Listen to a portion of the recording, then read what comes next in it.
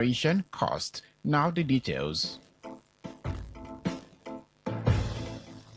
The Osun State government has approached the High Court seeking an order compelling the Inspector General of Police and the State Commissioner of Police to investigate Senator Francis Fadahusi over alleged inciting remarks ahead of Saturday's governorship election.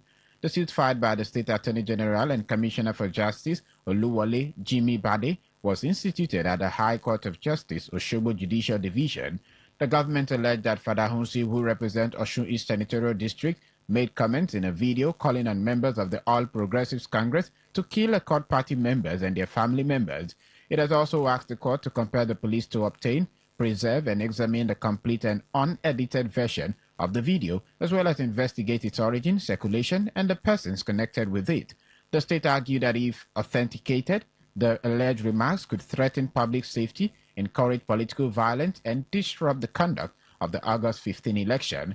The government further added that anyone found culpable should be invited, interrogated, or arrested where legally justified, irrespective of political status or affiliation. The Commandant General of the Nigerian Security and Civil Defense Corps, Abubakar Audu, has vowed that the Corps will decisively deal with anyone attempting to disrupt the August 15 governorship election in Osun State. Audi gave the warning on Thursday during an operational visit to the state to assess security preparedness and strengthen coordination ahead of the poll. In a statement by the NSCDC spokesperson, Afolabi Babawale, the Commandant General said the Corps would not allow violence to disrupt the election, warning that anyone who attempts to interfere with the process would be dealt with. He reaffirmed the NSCDC's responsibility to protecting electoral materials and facilities, warning against vandalism and interference with the electoral process. The Commandant General later addressed personnel deployed for the election, directing them to remain professional, and instructed the personnel to work closely with other security agencies, particularly the Nigerian Police Force, which he identified as the lead agency in election security operations. The Rivers State Police Command has paraded 18 suspects arrested in different operations across the state. The command announced the recovery of 47 firearms, 102 rounds of live ammunition, 11 cutlasses, and 12 stolen vehicles during various operations conducted between June and August 2026. The Commissioner of Police, CP Olugbenga Depoju, who spoke during the parade at the command headquarters at Moscow Road in Port Harcourt, reassured Rivers people that the command under his watch will remain vigilant and proactive in their effort to combat crime, utilizing an intelligence-led approach to apprehend criminals in the state. Adepoju said the achievements were recorded as part of the command's effort to rid the state of criminal elements through intelligence-led and proactive policing. The CP, while identifying 3 of the gang members that attacked police officers on stop and set duty in Alu on June 29, 2026, revealed that operatives of the Violent Crime Response Unit, VCRU ACO, arrested the 3 suspects identified as Madwabuchi Emeka, the alleged gang leader, Chinedu Owo, popularly known as Doctor, and Kamichi Joe, the alleged armorer. He said the police were working closely with the military, Department of State Services, Nigeria Security and Civil Defense Corps, and other stakeholders to improve security. Adepoju also commended the Inspector General of Police, IGP Olatunji Disu, for his leadership and support, just as he urged residents to continue providing credible information to the police, stressing that such information had contributed significantly to the command's achievements. The attention of the Inspector General of Police, Rivers State Commissioner of Police, and other relevant security agencies have been drawn to alleged demolition of fence in a landed property located within a farmland called Oroada farmland in Mbodoalu in the Kwere local government area of the Gateway Church International. Today FM correspondent who visited the site reported that fence covering hectares of land was brought, an action which alleged to have been supervised by a senior police officer in company of members of a local vigilante group in Alu. Confirming the incident in an interview with newsman Stephen Nyengwa, who is the chief executive officer of Delta Technologies and Property Limited, explained how he genuinely acquired the property from the rightful owners, which is members of Ameule family in Mbodo.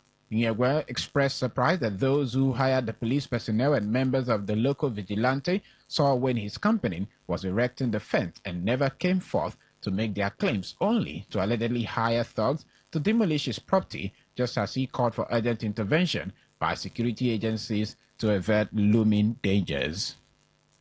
Acquired property from Amewule family. After the payment, commented a job here, and the job lasted for more than 3 months. Nobody came to interrupt us, but after the job, I was surprised. CSP Bello led some person by joined with the effort of Gateway on Sunday morning when you know there is nobody at the site. Came here to destroy all the fence that my company have labored. The fence they have took no less than 50 million. I want to use the opportunity to call the attention of Inspector General of Police and the IG and the CP Rivers. I want to call all the security agents because there is nobody that does not have a monopoly of violence, but I decided to be a peaceful man, a law-abiding citizen. But I wonder why these people would deliberately, because they say that they have the power of IG, that they are from Yoruba.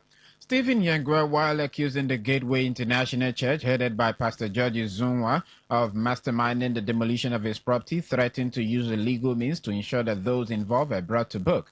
He also called for proper investigation by the security agencies to uncover the rightful owner of the said property and ensure that those who carried out the action and their sponsors are made to face the full wrath of the law. And I get to a church, part of Uzuwa, and people should not be hiding the name of God. I'm not serving Satan. Who I'm serving is God. You said you are claiming something that is not your own, and you are calling God's name. You want people to know that, yes, you are the only one serving God because you call yourself a pastor. This land acquired by my company from Chief Green Amewule, be the honest man. And I'm calling the all parastatal to take action to prevent what is about to happen, because they have been threatening me. My staff can no longer come to my property. They have been threatening that whosoever that they see my side will be arrested by illegal police. Reacting to the allegation on behalf of Gateway Church, Echebidi Wobidi, while acknowledging that the action taken by the church was aimed at reclaiming their property, which they acquired 15 years ago, accused suspected land grabbers of attempting to forcefully take over the church land. Now, when the land grabbers came into invaded the Umodi land, they also entered into the church land. But through the intervention of the local government chairman and all that, the land grabbers, so all that the church was to take possession of their land. The survey plan is there. For this particular estate, people came in to steal that part of the church land, and we told them to leave there. That is what they said was to reclaim their property, because we fence the property, they put down part of our fence, and then that's the perimeter fence, and then rebuild the and then now try to partition the land into two. So all the Gateway also remove the partition. Right. So it's not traveling land. This is our land for the more than 15 years. Okay. The legal documents are there to prove. Further investigation by Today FM correspondent revealed that the Rivers State High Court, presided over by Justice Sika Aprioku, in a judgment a few years ago, awarded the property to members of Amewule family in Nambodo village in Alu community. You're listening to the Word News on Today 95.1 FM, Voice of the People. After the break, more news and foreign stories. Stay tuned. Every day, every hour, when the big stories break, depend on our 24-hour news team to bring you the latest. Today, 95.1 FM. And now to the rest of the news. A leadership expert and chief executive director of the Institute for Research, Leadership and Capacity Development, Professor George Ahunaya, has expressed concern over the possibility of a free and fair 2027 general election, citing the political tension and recent developments in Osun State. Professor Ahunaya, in an interview with Today FM Olawale Sanusi, said the reported arrest of some chieftains of the Accord Party, alleged brutalization and intimidation of party supporters, as well as other political developments in the state, could have serious implications for the conduct of 2027 elections. He also cited an alleged statement by a member of the National Assembly from the ruling party threatening Accord Party members with death, alongside the reported freezing of the Osun State government's bank account. The leadership expert said the development provided an indication of what could potentially unfold during the 2027 general election if urgent steps were not taken to protect democratic values and political participation. He criticized what he described as the anti-democratic disposition of the ruling party, warning that continued political tension, intimidation, and restrictions could weaken Nigeria's democratic institutions. The ruling party is anti-democratic in their actions and dispositions. Democracy shouldn't involve tension. The ruling party kind of gagging, tightening and reducing democracy, in Nigeria to something else. contrary to democratic principles, cultures, and values, for which democracy is known for. We should not expect anything fair, credible in election come 2027. On the foreign scene, South Africa has requested several African countries to reimburse it for the cost of repatriating tens of thousands of their citizens amid heightened tension over illegal migration. The country's Home Affairs Department told lawmakers that South Africa had spent nearly $18 million accommodating and transporting immigrants who returned to their home countries. Officials said written requests for compensation had been sent to Malawi, Ethiopia, and Nigeria. The Director General of the Home Affairs Department, Tommy Makode, described the cost as unforeseen and unavoidable, saying some municipalities and government departments involved in the repatriation were also seeking compensation. According to the latest government figures, 82,875 people have either been voluntarily repatriated or deported since migration tension escalated. However, figures released by the migrant home countries put the number at about 178,000.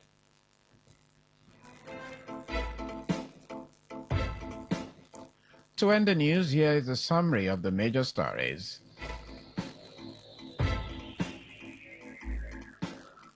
Osun State government has sought a court order to compare police probe of Senator Fadahusi. We told you that Rivers State Police has paraded 18 suspects arrested in major operations across Rivers State. On the foreign scene, you also heard that South Africa is requesting reimbursements from African countries for repatriation costs. And that was the news as edited by Socio Nabu. For comments and inquiries, please call 0818389250 or send your emails to news@todayfmlive.com. You can read our stories on www.todayfmlive.com, Facebook Today95.1 FM, Instagram TodayFM951, and on X TodayFM951. You can also join our YouTube live at Today95.1 FM. I am Adekunle Adejumo. Good evening and thank you for listening. Today's news, today's entertainment, today's sports, today's issues. Today on Today 95.1 FM, Port Harcourt. Looking to grow your business? Ready to elevate your brand and reach the right audience? This is your moment to take your brand to the next level with Today 95.1 FM. Your trusted voice, reaching thousands of listeners every single day. From startups to established brands, we create powerful advertising solutions that boost your visibility and drive real growth. Our affordable advertising packages are designed to give your business maximum visibility and real results. Don't just advertise where people are listening. Call us today on 0818-389-2850 or visit our station to book your slot now at Today FM Drive off East West Road, Obiako. Today FM 95.1. Your voice, your market, your success.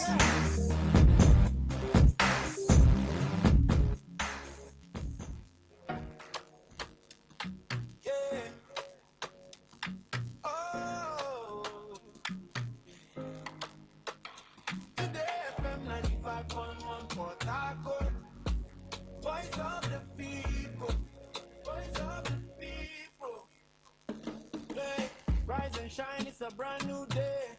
Today's the station leading the way.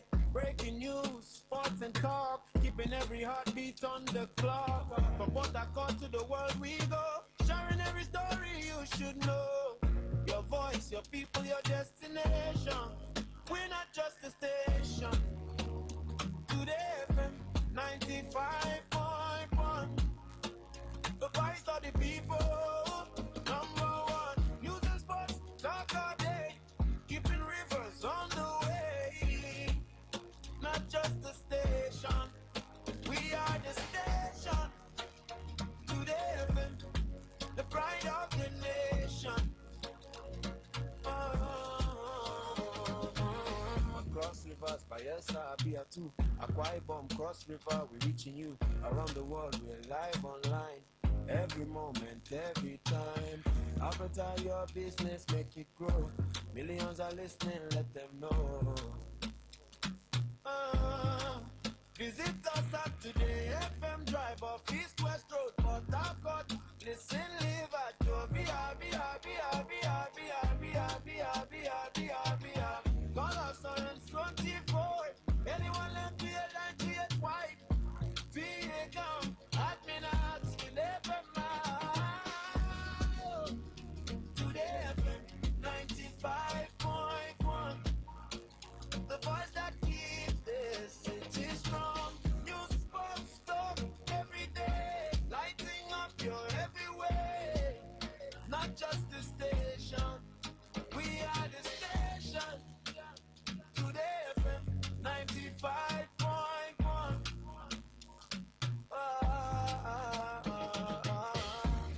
Hey, hey, hey.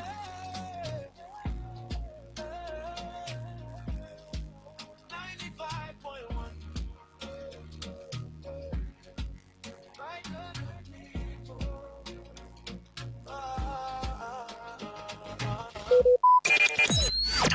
Talk radio. I listen to a lot of talk radio. 95.1 FM.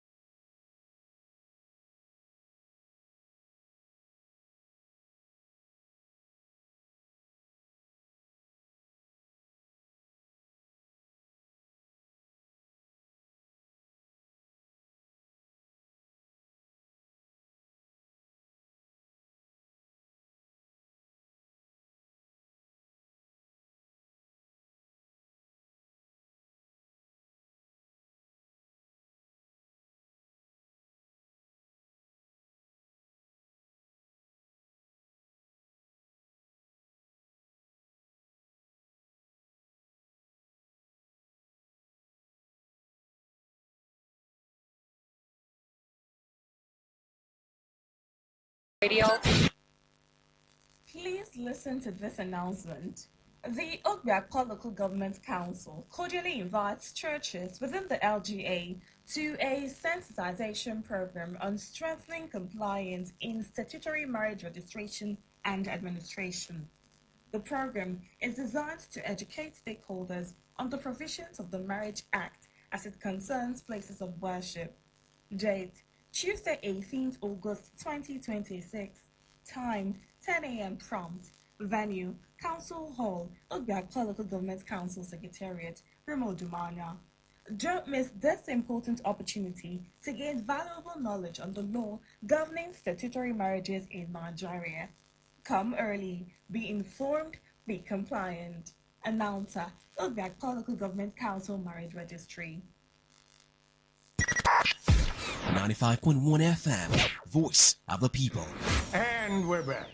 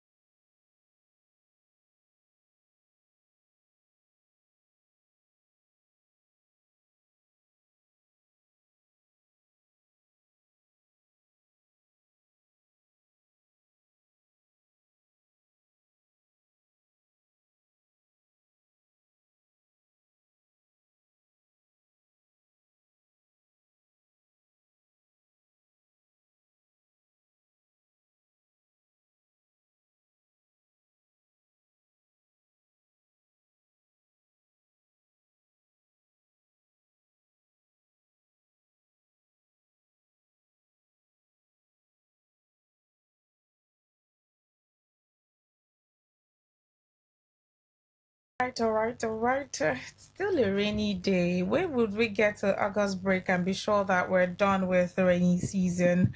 Hmm? The whole of August. So unexpected. I don't like the rainy season. I always say that I don't like the cold. I don't like when it's wet. I don't like the weather. I just want the sunny side of life. I understand that it will not always be the sunny side, but after the rain comes sunshine, right? That's what they say. Let's respect nature. Yeah, of course. I know that it has to. I Why don't have a choice. why are you not happy with the rainy season? But Is if I it had because my of way, some days back? and the rains doesn't, I don't function very well. Let's not say function, but I'm not so good when it's cold and the weather. It affects me a lot. See, now my voice is back to I'll normal. buy you a head warmer. My voice is back to normal. Is this normal? Is this not normal? But I preferred the other voice. Okay, let me tell you the way I was sounding before. I can't even do it. You were sounding like this. Welcome to the 95.1 FM. My name is Rona Agbara. It was stressful, but yeah, that's over with, and we're back to the Rona Agbara's voice that I'm comfortable with. So yeah, that's what's on my mind. By the way, I love the design on your shirt. What design is this? I don't know, but it's just fine. It makes a lot The of one sense. on your shirt is vintage. Yeah, I'm wearing. No, yours is looking like those dark forests. This is forest. about. No, it's looking like the evil forest. So when it came to my turn, it became evil forest. Because I can see trees, I can see ghostly structures. Why do I feel sad? No, I'm just. You did not see this edge here. The edge means what? The edge means you fall off the cliff. It means that I'm standing at a vantage position. Yes, now. Any wrong move, you're falling off the cliff. It's written Baltimore Edge. Baltimore is not in Nigeria. I know now. But it's just it's evil forest you are seeing. The other designs are giving ghostly horror movies. You know those foreign horror movies. You've seen a lot of movies. I know. I don't like horror movies, by the way. That's what's on my mind this evening, or a bit of what's on my mind this evening, because if I keep on sharing what's on my mind, you may just take up the whole time that is meant for you to call in to share what's on your mind. Ade, you have a lot on your mind, right? I do. You do. I do, starting from the very fact that the rains this period, just like it's planning for somebody. Okay. And come on, it's not helping a lot. There's also another thing on my mind, and that's relating to safety on the road. at night. Sometimes when I get to move, late into the night, I find out that a lot of people drive with very faint or dim lights, and it's not good at all. It's not Okay. good. So I've been thinking somebody will just attempt to cross, assuming that, it's a motorcycle or maybe a bicycle rather, with a thin light. Before you know what's happening, that's a trailer coming in your direction. So I mean, we should do the needful and help ourselves. Of course, absolutely. According to Ade, absolutely. Yes, absolutely. You use that Rona, word a lot. I told you you're You a use fast that learner. word absolutely. Like I can hear that word a million times from you. I don't want to sound like Be that. fair. Be fair. No, now you know when you're trying to concur to someone's so what about idea. what about Absolutely. what about Dawn? We're not on the same beat, Dawn so I will don't say know what she uses the most. my letters are not together or something. They are a little bit scattered. My notes are scattered. Oh, okay. She uses that often. Yes. You know the thing with when you work with someone closely or you're always working with someone, you just sometimes their words begin to. But I said this deliberately though. I don't always use absolutely. I just said it. I'll buy you a gift. I will drag you. I'll buy you a gift. They don't make a promise to me and not fulfill it. Oh, that You I'll don't buy know you that? a gift. Okay. No specification attached. Hey. Yes, nah. All right. So if you get that type of gift I bought for you, the one that had I a won't blue take pack. it. Yeah. I won't take that. I don't count that as a gift. But don't worry, we'll get back to that. Let's get into what's on your mind on this day, Today 95.1 FM, where you call in to say the things on your mind exactly as it is, right? You have the numbers, but I'll call them out again for those who are tuning in for the first time or who are joining us for the first time.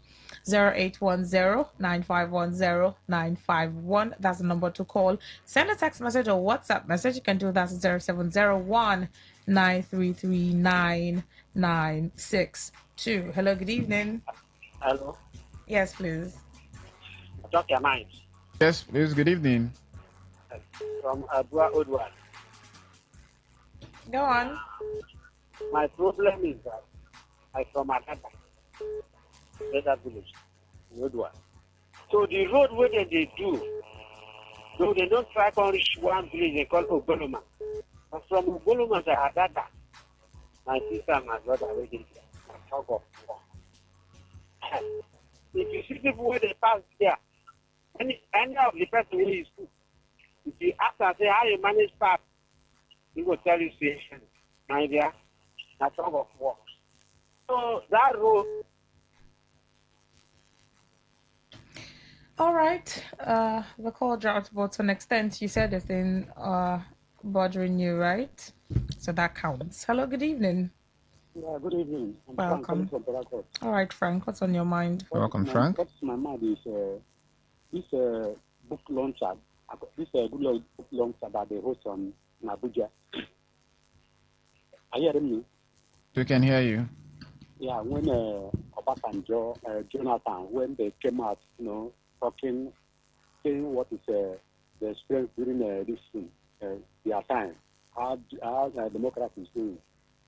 Maybe in, let's say, within 2030 or 2030, at something when Tinubu will go out, he will come out to be talking, because look at what is being questioned, how he's scattering Nigeria because of power. They want to grab power by force. Let them continue. All right. 0810-951-0951. What's on your mind this very evening? It may not be the thought right now. It could be maybe a thought earlier today or from yesterday that you didn't get a chance to share, or you just had a conversation with someone and said, I have to let this out, or something bothering you that you want us to know about. This is the show for that, to call in to say the things on your mind. If you'd rather send a text message or WhatsApp message, you can do that to 0701-933-9962. Hello, good evening. Hello, good evening, my beautiful, loving one over there. Thank you. Good evening. I thank God for you people. What is in my mind? This is a Tony Chukon for Patakot. All right. What is in my mind? I was told that why River State is not going the way it's supposed to go, looking the way it's supposed to look. They have not passed budget. Must budget be passed before the state will be looking to. Those people that are supposed to pass this budget, are they not eating? It's not the state money they are eating. The governor is not the state money he is eating and his family. Must budget be passed before the state will be kept nice and look good? Everywhere is full of refuse. Is that how it's supposed to be? It's not good. This money is coming into the state every day, per second, per minute.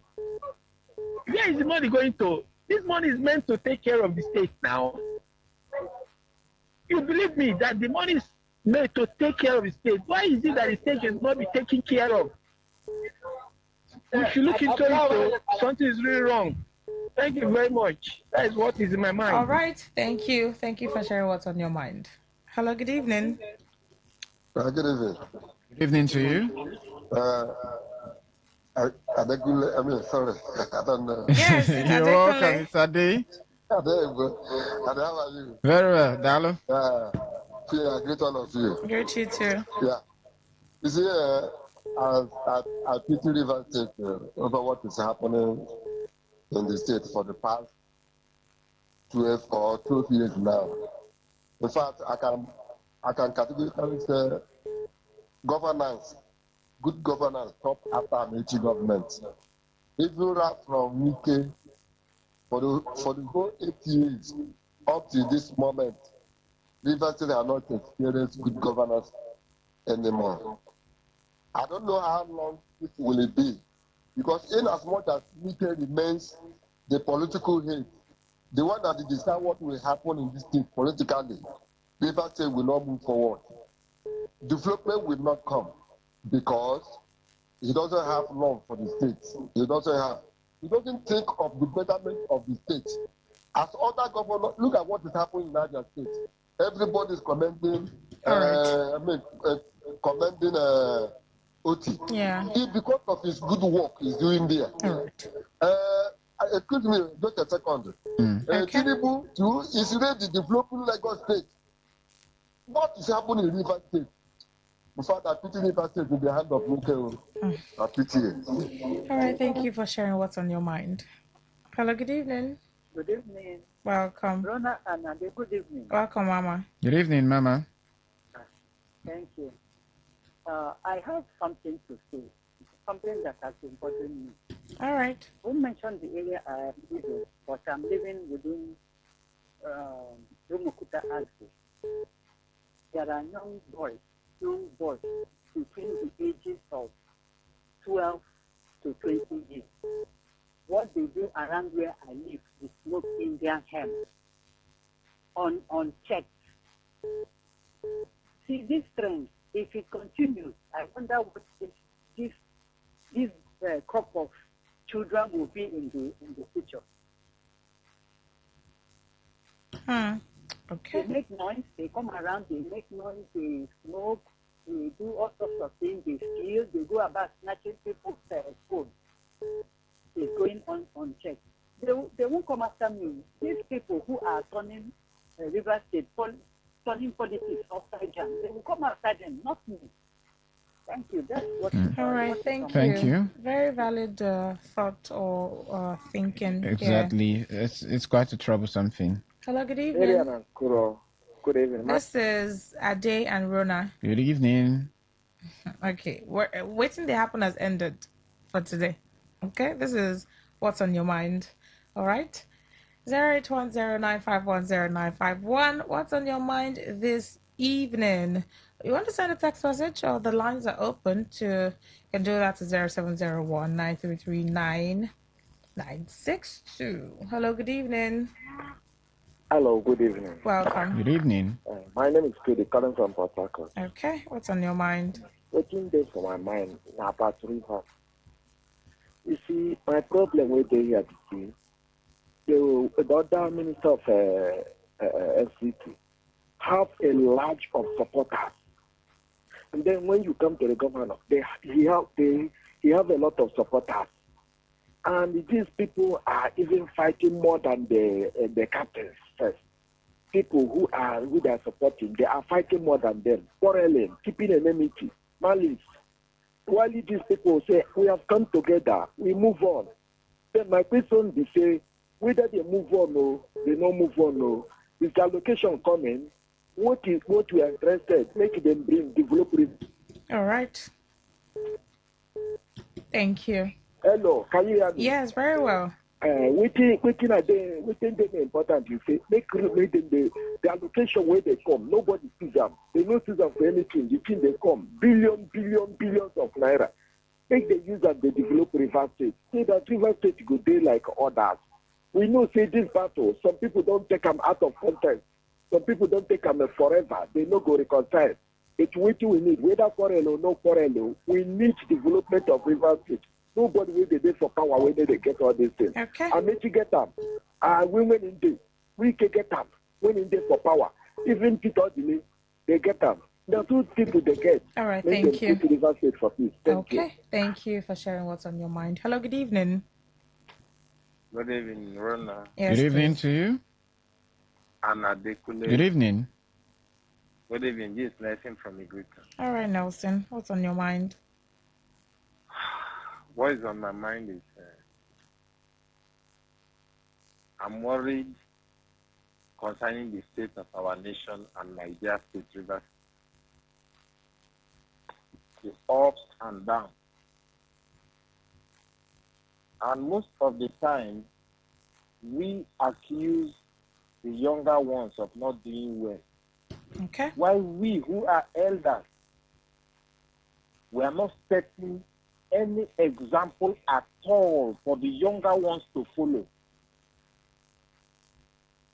Imagine when you have a father who has a questionable certificate. What will become of the children? And many of us who are youth are following. They are encouraging us to go to school. Why those who don't have education certificate, improper ones are the ones ruling us? Where is the value and the rule of the education? All right. You go to school, finish. Somebody who never go to school will be your leader and control you. I heard that one professor in the Abia State is spending because he was crying that their salary is about 400,000 in a month. And those who could not write their names are earning millions in a month. And they say the common man should be patriotic. It is the poor man's children that will go to the military. The politicians' children will keep on ruling when they have nothing. They have absolutely, majority of them, let me not say all, majority of them have nothing to offer. And until something is being done, how long will this mess continue in our nation? I just pray that God will intervene and intervene fast, so that this forthcoming election, people should vote wisely and not vote for people. Imagine in a state like River State, one man is deciding for everybody, and people are saying, Robert coalition. You have ruled for 8 years, nothing. What is the economic value of the flyover he's boasting of? How much did he make out of those flyovers? And many of us are saying on your mandate, youth of River State. Thank you. All right. 0810-951-0951. What's on your mind this evening? Let's take this other call. Hello, good evening. Hello, Rona. Yes, please. Yeah, what's on my mind? Tell me. Bob, by the way. All right. From Port Harcourt. Okay. What's on my mind is this Hawaii warfare that I called the other time. All right. The war is worsening by the day. If you have the number of the governor, I bet try it for us now. The St. John's is impassable. Victory is bad. Now that Michael Junction, Boston, is now becoming terrible. Terrible. So I beg if you get the man number, they've not done anything about it. Yeah. That and now that the rains are here, it's even going to be worse, I guess. here is getting worse by the day, and you need to see the hold up. Okay. The hold up because of the bad road. All right. The big people is crazy. So if you have contact of this government, the authorities, I beg help I'm us sure they call are them, listening make them too. come fix that road for us. I All beg right. my sister. Okay. I Thank you. beg. All right. Thank I'm sure they're listening too. So it's not just a thought. Hello, good evening. Hello, Rona, and good evening. Good evening. Hello, good evening. I'm Coach Andy. I'm calling from. All right. What's on your mind, Coach Andy? Yeah, what is on my mind is about my state, Akwa Ibom State. Okay. I want to beg Pastor to please create jobs for youth, for our youth, for Akwa Ibom. We are suffering too much. If we come to the state of Akwa, it's almost Akwa Ibom that are suffering. I mean, they are the ones doing house air mostly, and the dead men. Not, and if you look into our state, we are one of the states that has oil, that are rich, but we are suffering too much. I remember, if not for God's will Fabio that bring our face out, that did something in our state and bring our face out. That I still remember that if you come out and say you are from Akwa Ibom State, they will just push you and go one side. I really mean what I'm talking about. Okay. It has happened to me. They will just look down on you. Then, so now you did all those things, leave it for them. But they are not doing it. What they are after of is the money. They are eating the money. They don't want to create jobs, no factory, nothing. And we go from office to from one office to the other, from one place to the other, looking for house help. We are tribal man. That's what I'm talking about. Okay. All right. So you should please, these are governors. Yeah. These are governors. Yeah. They are not doing us well. So I'm begging them to put this into consideration. Make us to be proud in that apartment. Thank you. All right. Thank you. Thank you. It's still what's on your mind, and we're still taking your calls, your messages, if you'd prefer to do that, or regular text messages or WhatsApp messages, and a voice note. Just make it a minute, 30 seconds. Hello, good evening. Good evening, Roland and Ade. Good Yes, evening. please. You're welcome. Yes, my name is a very good bad man. I'm calling you from Port Harcourt. All right. What's on your mind? As if Obibo, out of there is a route in that Obibo called Port Road. The last time my sister, I don't know if it's state government or local government is in charge of that road. It's a death trap. Is it really, really that bad? That road is a death trap. Okay. If you want to confirm, run your check. People are suffering so much. Mostly rents. People would from the joint to their house with rainbow. So we food because it's part of the road. The other day, one inside the got nearly drowned at that building before they rescued. And that road is a major road to Ibom. It's a major road to Ibom. Okay. So the road So I don't know is what state government is doing about that road. all right.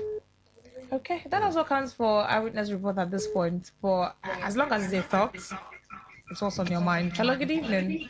Hello, good evening. Yes, please. Please move away from your radio. What is on my good evening? Good evening. Yes.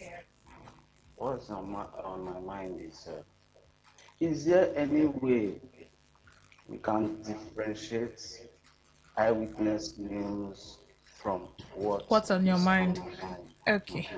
What's on your Because mind, right? sometimes most of The the things people talk yeah, about. it's more like eyewitness news and not. But the idea of what's on your mind is It's free. yeah, it could be anything. It's just that some persons, the things on their mind are also the things they want to report about. So that's why it's sounding like it's the Exactly, I same thing. But understand. what's on your mind is it may not even be It something that may happened. also be an item in the news, maybe from some of our programs earlier that you weren't able to catch up on. You want to also express yourself. You Yeah. can go ahead and do so. So basically, it's you expressing yourself. Any thoughts on your mind you want to share, you just call in to talk about it. Eyewitness report is you are reporting something that is visible. What's on your mind may not be something that someone has seen. As long as it's a thought that bothers you, you are free to call in and talk about it. I think I Eyewitness agree report with is you are reporting something that people can see or they have experienced that is going on. You understand? it's okay. I All think right. I agree Thank with you. you. Okay. We appreciate the fact that you're mindful of that. Let's take Yeah. some messages via the WhatsApp portal. Brace up, Rona. This one says, "The very beautiful Rona, I greet you. What's on my mind is the cost of rent in Port Harcourt, Obiakport to be precise. People are hustling and cannot save because high rent. Because of excessive high rent, where are Yeah. we going in this state?" That's from Simply Goodness, who writing from, it says it's Alex. I don't know, maybe it's I think Alakayemi. that's the short form of Alakaya. Uh-huh. So let's take a voice note here. All right. Mr. Daruna, good evening. That is Obina calling from Port Harcourt. What is in my mind this evening is, you see, governance for River State has become something else. Okay, now, Obiabo is pursuing people that are selling on the road. What of we that has a shop? No road for us to access our shop. I'm keep on talking about this Umokwachi road every time, about this road, what this would have done to us. Even with the hundreds of thousands that we pay in the shop, you can't access your shop. It looks somehow. So if now what for somebody that doesn't have money to go and rent shop, now they're pursuing people everywhere. And we that rent the shop, we don't have road to access our shop.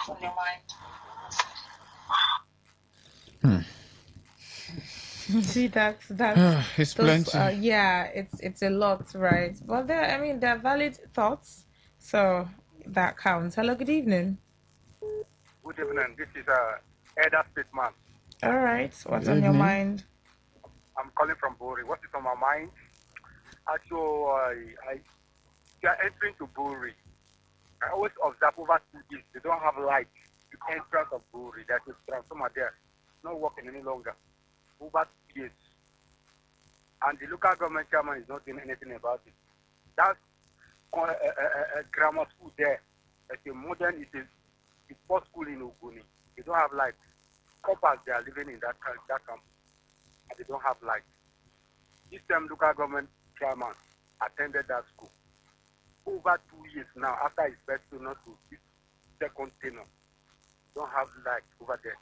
As you are coming to Buri at night, there is no light even when NEPA is on. So that's the gateway to Buri. Don't be right. And that's the township, the headquarters of Ogoni. That's my hard weakness. Every day I always... That is your eyewitness. So you would like to call in by 7 to share as eyewitness report because you're giving a report about something, okay? Thank you.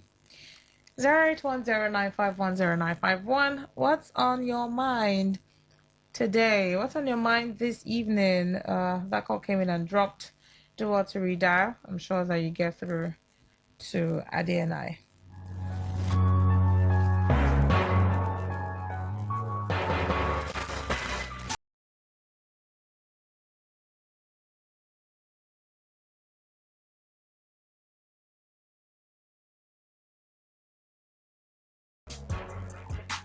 All right, the particular call coming in and dropping, I think it's from your end. It's the network, actually. It's the network. Okay, so if you're trying to get through and it's not working, you could send a message. We'll surely read it.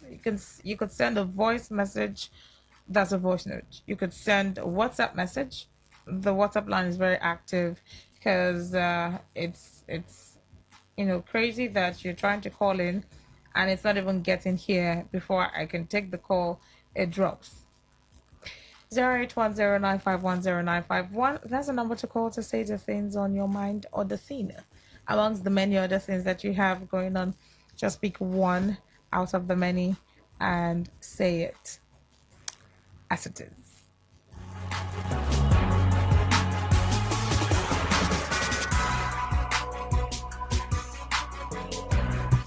I was thinking this evening that, Ade, there's some decisions you want to make in life or for your life that you are unsure of, but you know that this is the logical thing to do, but you just don't have that certainty that if I make this decision, it will pan out well. Times like that, you are stuck. You don't know, should I make this decision or not? I've been in situations like that sometimes, and I'm like, how about the universe just gives me a sign to show that this is the thing I should actually do, so that I'll have that relief that, okay, it will work out well. But it doesn't happen that way. Sometimes the universe will give you no sign. How about I say, okay, if this is the right thing I should do, let eyes fall from the sky. See the way I'm looking at you. Why are you giving me You've that consumed look? a lot of fairy tale movies. No, this is not fairy tale. See. But I believe that sometimes the universe aligns with the things that will work in your favor. The universe first revolves around you. That's why I was glad when you mentioned the issue of logic. Yeah. What is happening to many people is that they want to satisfy temporal relief over what can sustain them on the long run. So weeks back, I had a fallout with one of my daughters. Okay. And what exactly was the problem? She was aiming to actually go for a particular program here in Nigeria. Now, that program is very difficult to scale into. Okay. Because there's actually going to be some numerous tests. However, at an event that she had attended, she met someone who was very privileged and was even ready to help her get into a particular cohort outside within River States. And he had specific industry in mind to say, oh, you're good. You don't need to go through the rigors. Guess what she said to me? She came to me and said, my big daddy, I want to ask you a question. And I said, okay, what's the situation? She presented it. And I said, what do you think you... I gave her my perspective. I said, this is a gift in acknowledgement of the fact that you're good with your craft. Yeah. Take it and run with it. So why was she uncertain? She wasn't uncertain. She said, I want to go outside River State because I've not experienced life that much. I said... But in that case, she already knew the logical step to take. She just wanted something because of how she felt. When he got to that point, I just told her, thank you for wasting my time. And I dropped the call. Because you already know the So I did not speak to her for more than 1 week. Yeah. I wanted her to understand the gravity of what she had done. Yeah. So, you see, sometimes you have... I said to people, some of those kids who are born into privilege, the thing they are doing today was not born out of, it's because they had an innate talent on that in that particular... It was trained, maybe from the television content that they had consumed, maybe from the influence of people who had visited their families, and before you know, the family started pushing you in that direction. So go learn how to play golf, go learn some very important things. Then when they start growing, environment affects the kind of decisions we every make. time environment affects the type of decision you make, and it affects the type of thinking that happens to you. I used to know a friend. And it affects how you see the things that you see. Good. That's why if you're standing, if somebody should draw this number on the floor, what is it? 6. From where you stand, what is it? 9. Good. That's just it. All right. Before we wrap it up on here, we can still take a few more calls to get the thoughts on your mind. You just walk up through your thought process and get us into your head a bit. Let's hear what it is that you are thinking about. Hello, good evening. Hello. Hello, good evening. Good evening. Rona, welcome. My name is Chuka. What's on your mind, Chuka? What's on my mind is that I don't know how I can plead with the governor. How you can what? I don't know how I can appeal to the governor. Oh, okay, okay. To pay up the local government pensioners, to pay them up their gratuity. A lot of people are dying. A lot of pensioners are dying. They are sick. Please, I want to use this medium to appeal to the state government to look into the problem of local government pensioners. The gratuity is very important. It's their money. It's not the money that they are cashing the pensioners. All right. No, it's money they contributed. Okay. As soon as they started work. So I ask that the governor should please pay pensioners. Okay. Their gratuity. All right. Thank you. Valid thoughts right there. Right. Hello. Good evening. Good evening, everyone over there. Good evening. Good evening. Yes, Chijoke, calling from Port Harcourt. All right. What's on your mind, Chijoke? I'm reading the current trend in the system. The weakness in the bias communism. The more it is position, I think we are looking up to them as the role model. For them, a certain person, each time they make a mistake.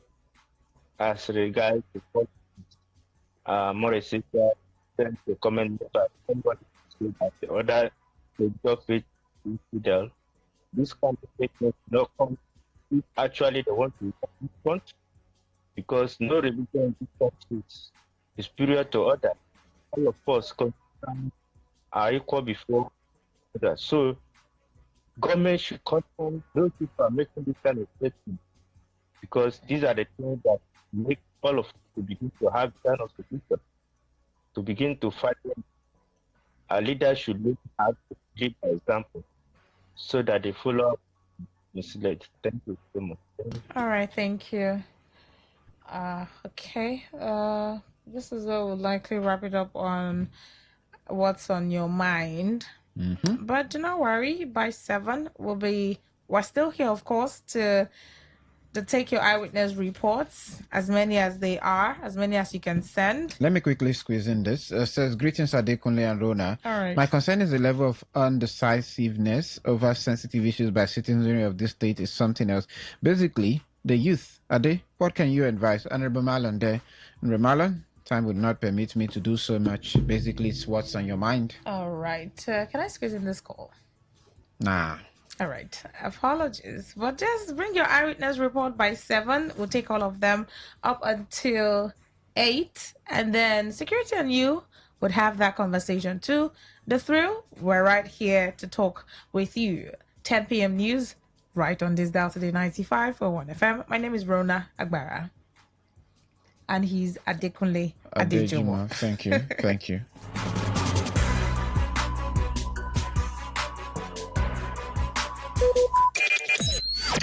Talk radio. I listen to a lot of talk radio. 95.1 FM.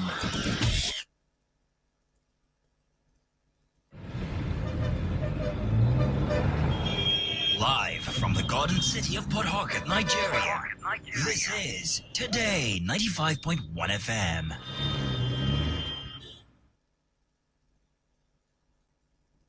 Radio has never. Looking to grow your business? Ready to elevate your brand and reach the right audience? This is your moment to take your brand to the next level with Today 95.1 FM. Your trusted voice, reaching thousands of listeners every single day. From startups to established brands, we create powerful advertising solutions that boost your visibility and drive real growth. Our affordable advertising packages are designed to give your business maximum visibility and real results. Don't just advertise where people are listening. Call us today on 0818-389-2850 or visit our station to book your slot now at Today FM. Today's news in 60. The newly elected national president of the National Association of Polytechnic Students, NAPS, Jimo Ibrahim, has issued a 14-day ultimatum to the Minister of Education, Tunji Alausa, demanding his immediate resignation over what he described as deliberate policies undermining technical and vocational education in Nigeria.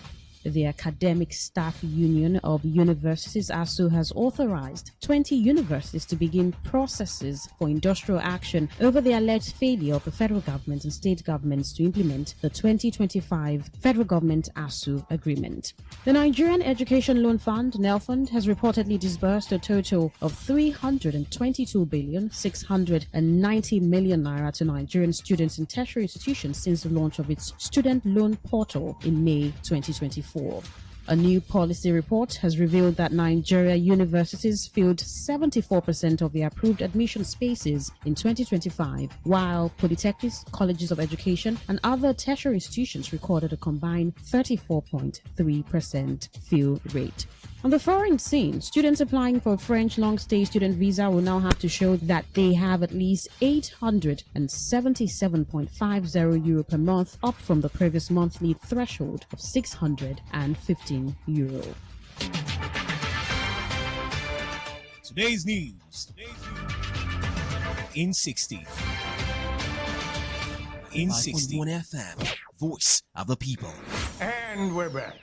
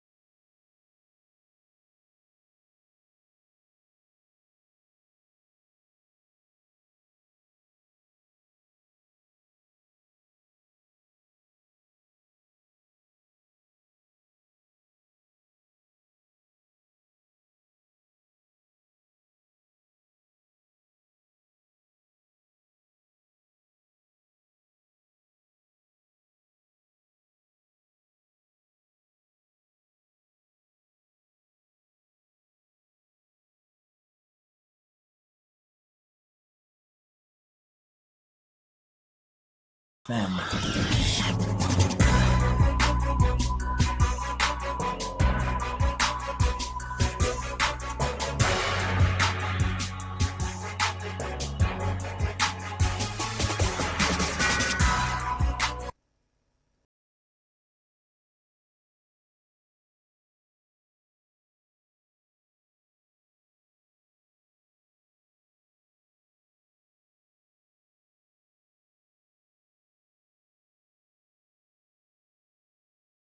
Premium Talk Radio, Today 95.1 FM. Welcome to the Eyewitness Report segment for today.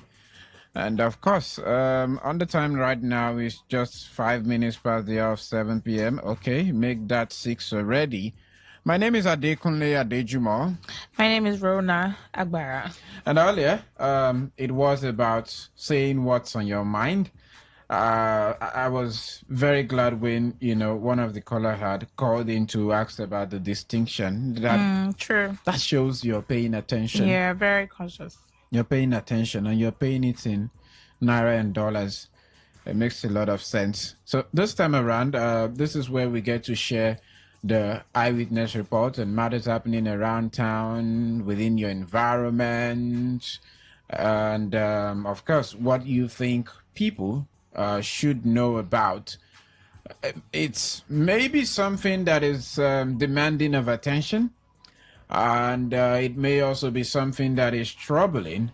But from whichever angle, just know it's time to deliver that eyewitness report right here on your Premium Talk Radio, because we are the voice of the people. Now, I was amazed. I was amazed for the fact that the Federal Safety Corps, in collaboration with the Obiakpo Local Government Council, they have actually started painting and creating markers on the ground in some strategic areas within Obiakpo. And the basic reason for doing that was to ensure that areas where commercial drivers would park can be properly delineated. But then I ask again, how long would it take for those markers to remain there if the paints happen to be an original one, where it will not be washed away in a couple of weeks or months?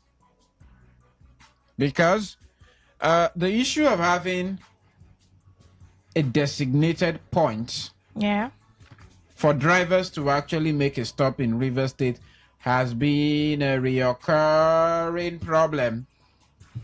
The other day, I was on my way to somewhere around, what's it called now? Lagos bus stop. And just after the UTC junction, I saw the fact that the bus station and the structure that was erected to make sure people can actually get shielded from the sun is gone. Otilo. There's no way of getting it back. So if in the next couple of 5-6 months, you can't even find a trace of that particular structure, maybe not at UTC junction or junction as the case may be, maybe elsewhere, it means that some unscrupulous element can actually occupy that spot and begin to claim that there was never a bus stop in that area. Even though that is very close to where some police officers operate within their jurisdiction, where they stop and collect. You may choose search, that's if they actually search you. But for these guys, that's close to where they stop and collect. So that's among the many listing of eyewitness reports that I have also garnered. And then, Rona, please help me say, today is today. What happened? Just help me say, sometimes follow the way this anointing is working. Today is today. Say today is today. Tomorrow. You know, in pidgin English, they say today, not today. What did you see? Good. Now you are in the spirit. So I took another trip. The people of Egbelu in Ogbogoro, that Slaughter Bridge area, my goodness. The heaps of refuse there is nothing to cite or write home about. When they say River State is booming, that is exactly where it is booming. Please, Riwama. I know we have a lot of troubled and abandoned trucks. But I beg you, Ejo, let's get rid of some of these refuse that are defacing the beauty of our city. I don't know how. Let's look like the garden city that we are. Goodness. Someone mentioned the name and said we're moving from garden city to garbage city. So it's not a good sight at all.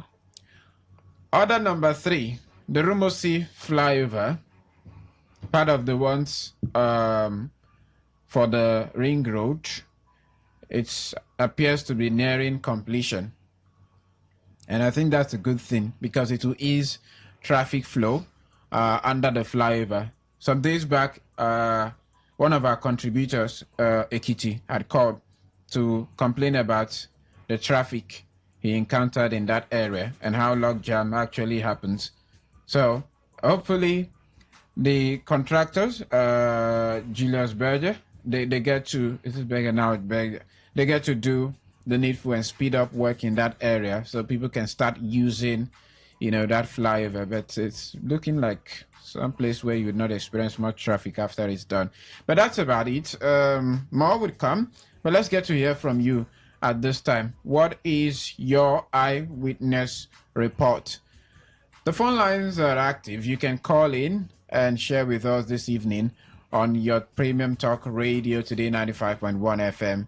Call the number 0810-951-0951 to share your eyewitness report, or send us a message to 0701-933-9962 to send your eyewitness, of course, whether as a text message or as a WhatsApp message or as a voice note, whichever you prefer. Just bring them on early enough so that we can take them as the time passes. Okay. This message here says, let me just begin with this one. Okay. We're done with what's on your mind. The message just came in. This is now eyewitness reports. Okay. Thank you. I was about to say absolutely, but thanks you were going to say it. No thanks to you. I think you already said it in your heart before. No thanks to and you. Then you realized that. No, it's fine. You brought absolutely. You brought my feet to the public. And nothing wrong about that now. There's everything wrong. It's your favorite word. You've given an expose. Let's go on a break. When we return, we'll begin to take your eyewitness reports this evening on today's Connect. You're listening to Today 95.1 FM.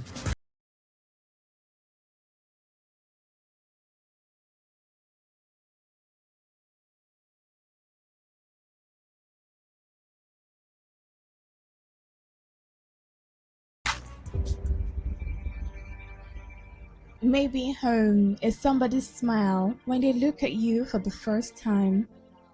Maybe home is being a home to something you love and adore with all your heart, and that is what life, friendship, and love are all about. Maybe home is listening to all of your favorite shows on Today 95.1 FM. We create memories. We inspire comfort. We are the voice of the people, and we are home away from home.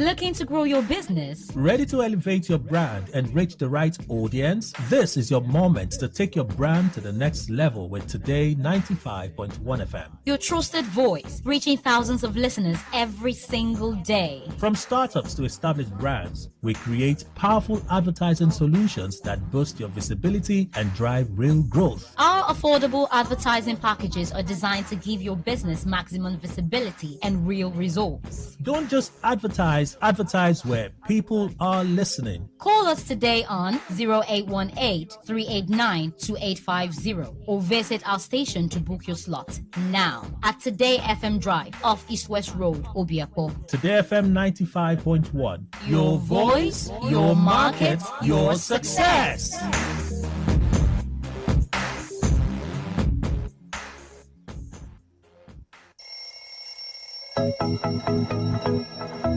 Wake up to today's quest, where breakfast on the radio is full course. We start with some motivation to ignite the spark in you for a great day. Then a full interactive sports show on Sport Attack 6:30 a.m. Unbeatable and concise news reports on the world news at 7 a.m. And our newspaper review segment now on 7:30 a.m. Oh yes, 7:30 a.m. The scoops and the commentaries from my esteemed panelists. Today's quest, 6 a.m. to 11 a.m. on Today 95.1 FM, Port Harcourt. Miss it, you miss out. Get ready to feel the rhythm, the groove, and the true vibes of Africa. This is not just music. This is high life. From the legends to the latest, we're bringing you the best of palm wine grooves, jazzy horns, and soul-stirring melodies. There was a sound that told our stories, a rhythm that made our fathers dance and our mothers smile. Welcome to The Thrill, a musical journey through time where legends live on and new stars shine. Join us from Mondays to Thursdays, 9 p.m. on Today 95.1 FM for the ultimate high life musical show. Don't just listen, feel the music. High life lives here.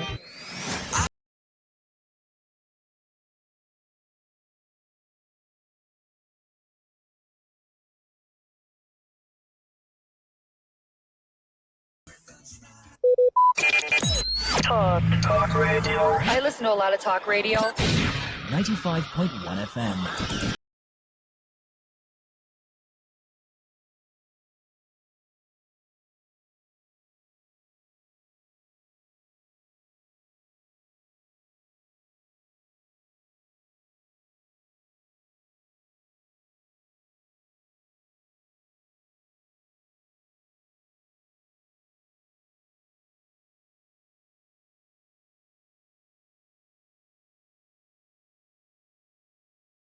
Appreciate you for being there. Remember, it is still the Eyewitness Report segment on your premium talk radio, Today 95.1 FM. And the voices you're listening to, that of Adekunle Adejumo and Rona Agbara this evening. You can call in and share with us what your eyewitness report is, what you have seen around the states, maybe while moving, or some observation about certain changes that had occurred, within your environment. Of course, a matter of concern, a matter of interest. You just want the public to know about it, and of course, you want to call on the relevant authorities to, be in the know, be aware of what's going on, and so that a change will happen. Attention will be, brought to it. If it concerns, if it's about a road, it's not like you're complaining, you're reporting it, such that attention is brought to it and solution comes. So that's, maybe you've talked about it before.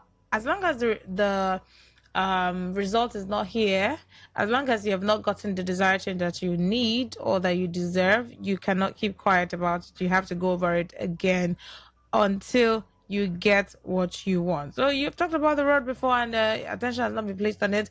Talk about it again. I assure you that the authorities are listening, and you get the result with time. Hello, good evening. Hello, good evening. Welcome. Yeah. I greet you all. You're welcome. Good evening. Yeah. My eyewitness, I am TSB.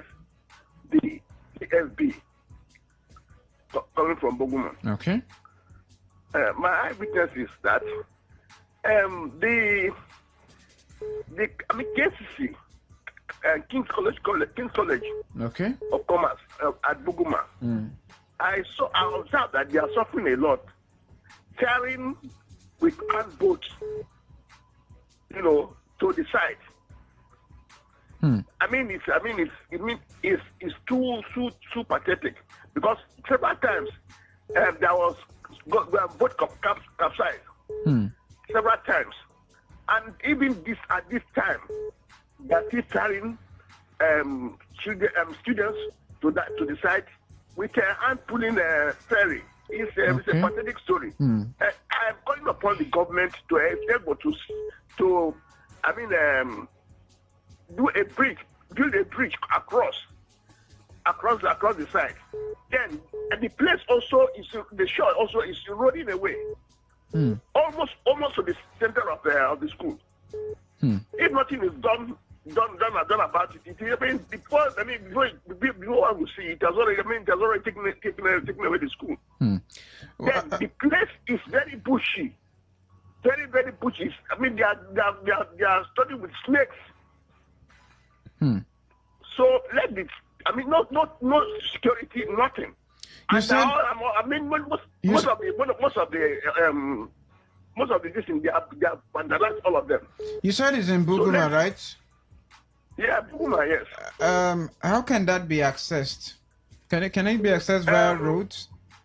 Yeah, when you drop at a door, you ask where they are ferrying students to. No, within Port Harcourt, what is the easy access route? No, it is at Buguma, outside of local government headquarters. I know, but okay, thank you. We'll just get to find our way. Again, the hospital. The hospital. It's just mere. How will I describe it? That's just nothing in the hospital, but it is just near elevated and the commission. Nothing, just nothing. Three doctors are there.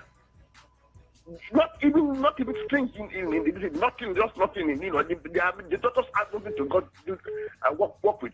Okay. So please, I beg. Thank you. Let the government come to our rescue.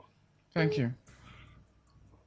Rona, thank you very much. Looks like we have a destination trip to go check out. I'm telling you. Hello, good evening. Good evening, Rona. Welcome. Good evening to you. Yeah. Ade, how are you? Very well, good evening. You're welcome. All right. I'm Coach Andy. I'm calling from Port Harcourt. You're welcome, Coach Andy. Yeah. I want to talk about my eyewitness is about this incredible Leche, Yokota, and Omedi Road. As I speak to you, God just helped me. I come out from that area today. My people, we are suffering in that area. The suffering now in that area is no longer only for the indigenous. The suffering now is both indigenous and non-indigenous. Okay. This road started spoiling right from when I was. In short, I born and made this road that is not good. Now I'm 25 years old. And the road is still remaining like this. Earlier this year, one woman born on this road, gave birth on this road. With my two eyes, it was women that were running around because Okada carried the woman. It was a pregnant woman. I said, this road has spoiled to the extent that even Tipa, which was with the auxiliary that we had, is still sinking in. And do you know what marvels me the more is that these communities I call now, they are whose communities. They have all you will. If you go close to the pipe, you will be hearing noise. I mean noise that oil is passing through. I don't know where they are taking our oil to. I don't know where it's going to. And the people that we are suffering, the people that own this land that is producing this crude, that is no light, no water, nothing good, no road. We are suffering. I don't really understand what is happening.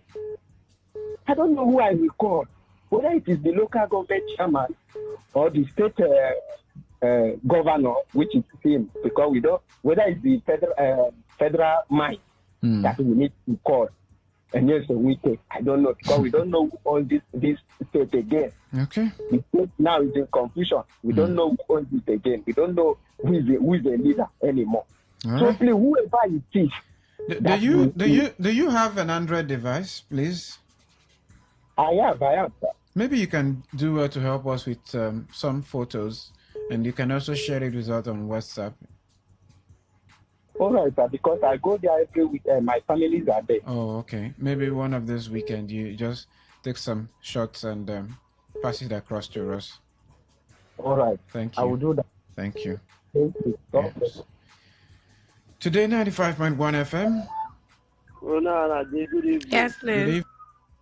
My name is Alabo Honorable Gladwest. I'm calling from Buguma City, Nasaito Local Government. Honorable Gladwest, you're welcome. Again, before you go on, Honorable Gladwest, how can we access Buguma easily? Buguma, if you're coming, just Shoba, you have Buguma Moto. At the Shoba Park there. Okay. Calabari line, Shoba Park, you access Buguma Moto. Now, the man that called, exactly what he said, I've been talking about that ACC, King College of Commerce. I've been talking about it. The man is absolutely correct. The only boat that the engine boat that they even have, one that they even use to ferry the people or the students, there is not even life there.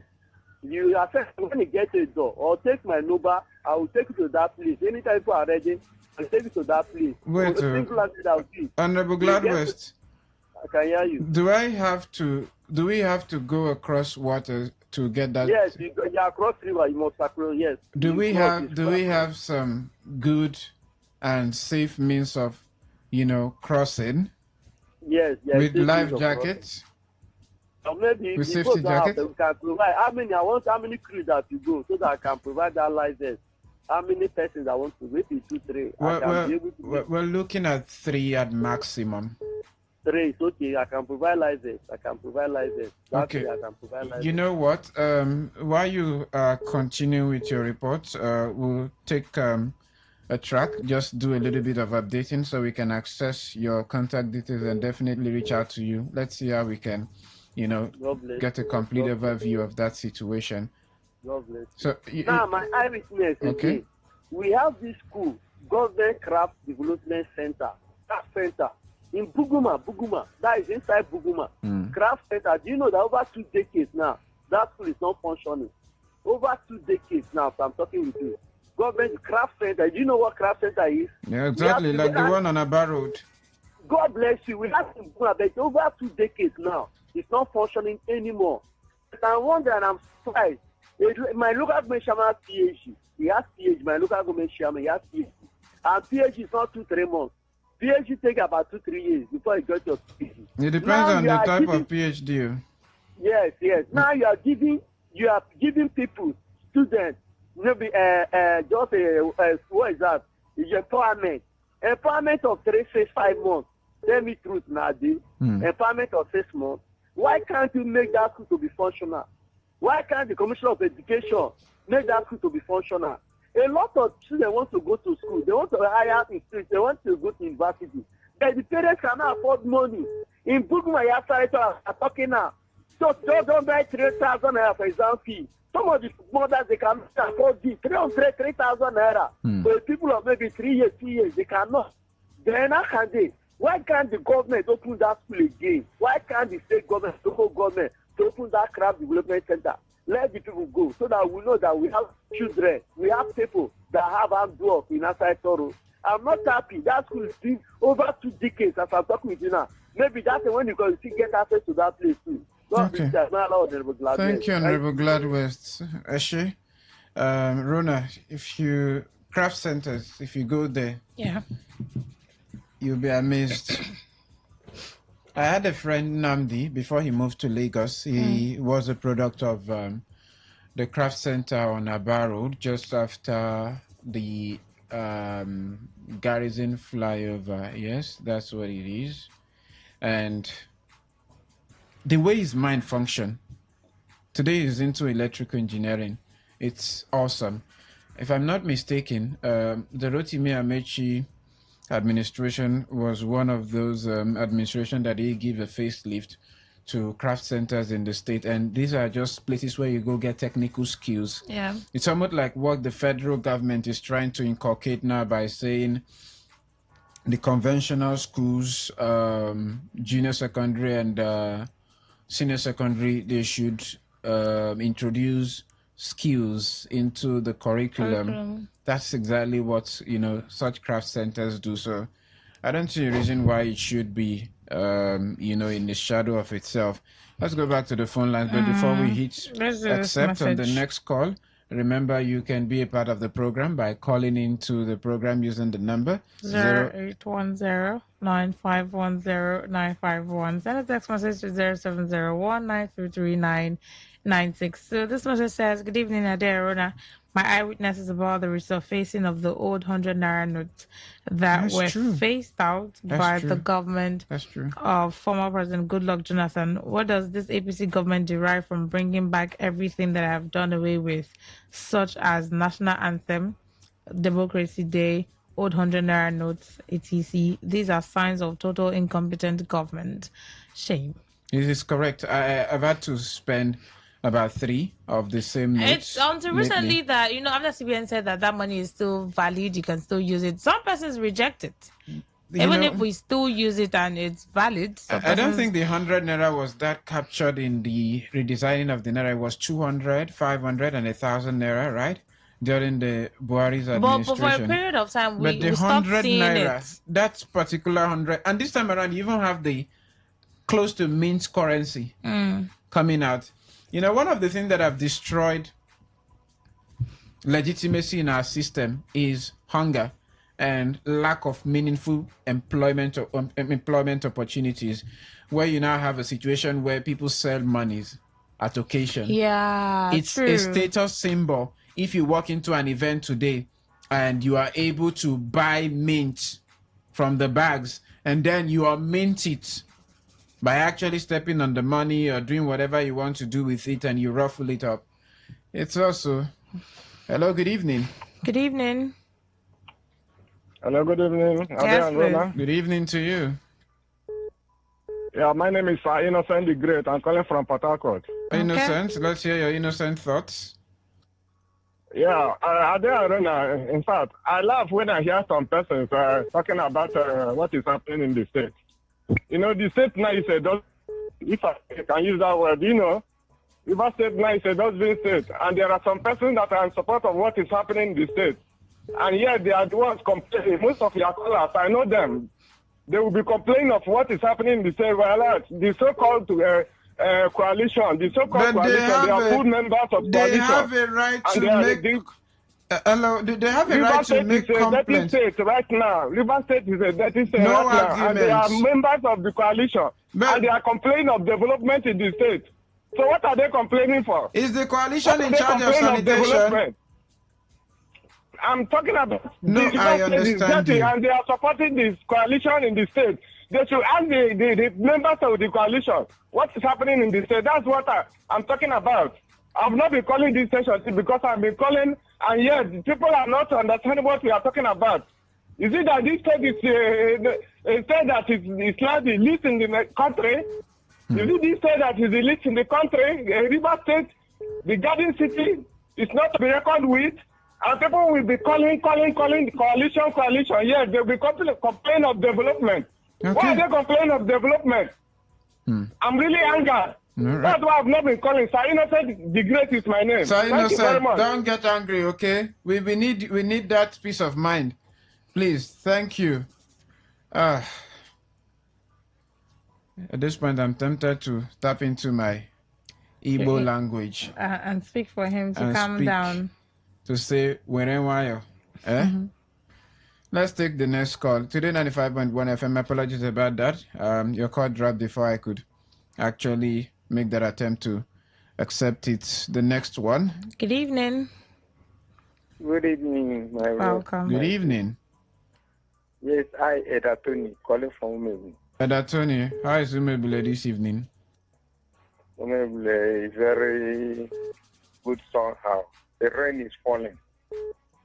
If the rain is falling, it should support a lot of cultivation at this time, right? For harvest. Yes. But this side now, anytime you see rain touch ground, there is no any movement about tomato and machine. And you see that this from express is 152 maybe before. But now we are paying 600 2 maybe 1. 150 before. This road we are committing now, before the war and after the war. See this Umeblu road from Aba to Igbo to go to Chokocho or this. Very close. But now a person from Umeblu will go to Express 600. From Express to Element Junction. From Element Junction to Igbo. While it is what will take from after the bridge to Igbo direct. Please let them do this road for us. Oil is very plenty. I tell you, before the war is 25 oil well to 35. Now it's 99 oil well at Umeblu here. See me now. I'm going 70 years. There is no any better road for to put for our future. No government school where you stay secondary. Technical school where they put at Umeblu primary school, state school Umeblu. When you go there, you just be like a dumping area. Please let them help us. NDDC no work anything. We don't come up from upper deck to NDDC.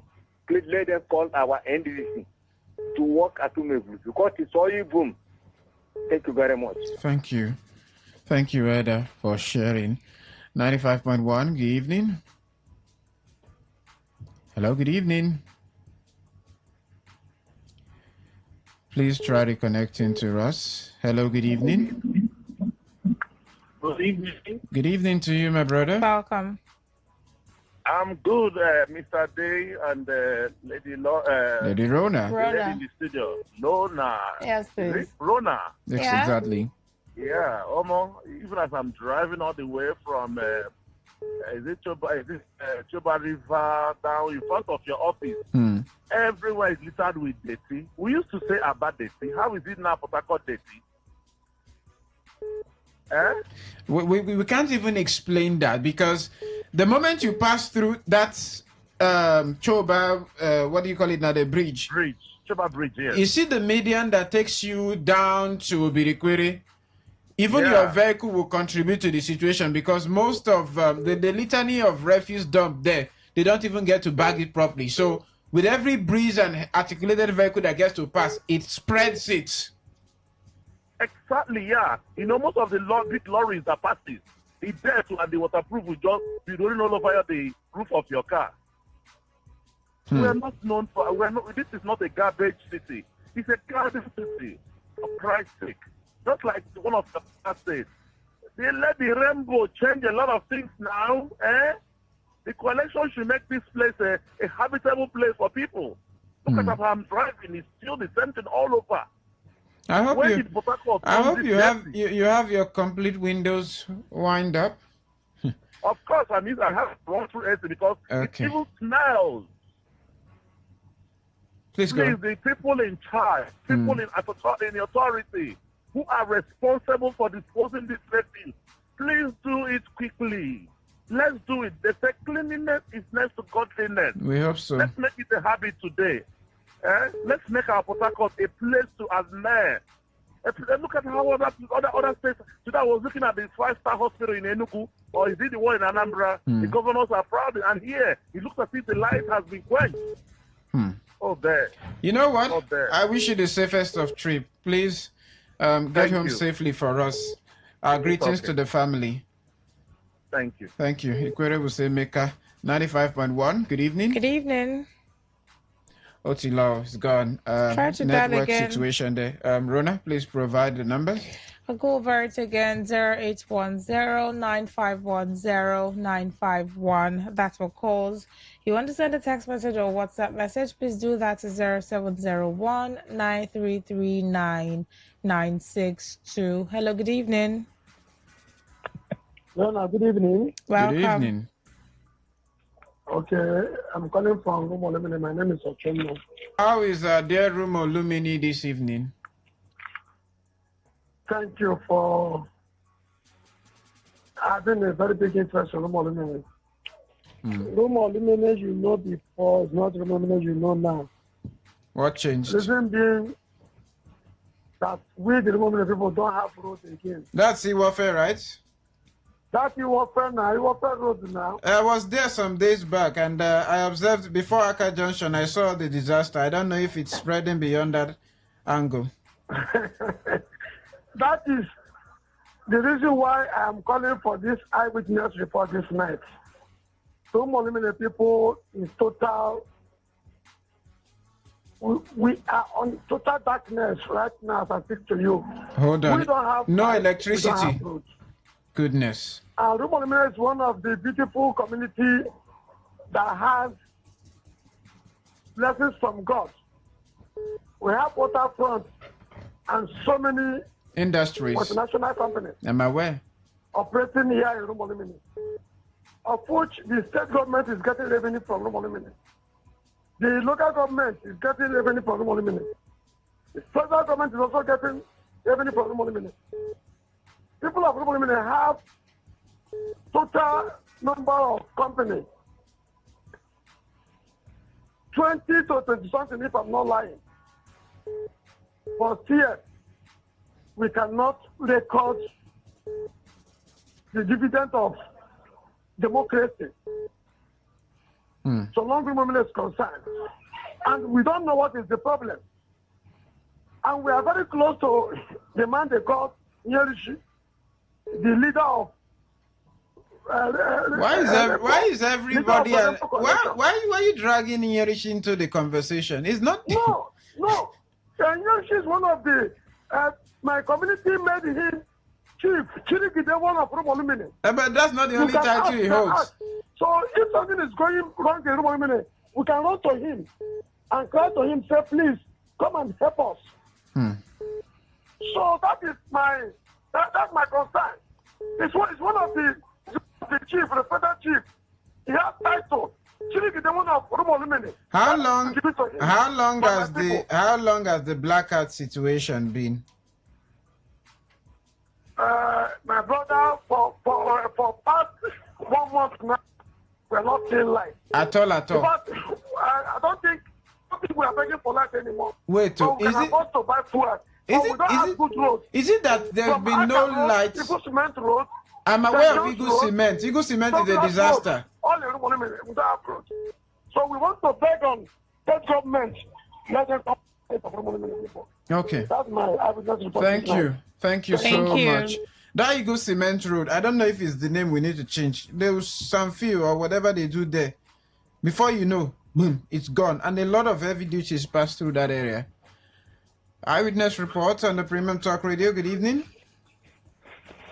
Ade, good evening. Good evening. Hey, Chief Solomon. Chief Solomon, you're welcome. Go on. Thank you. My eyewitness report.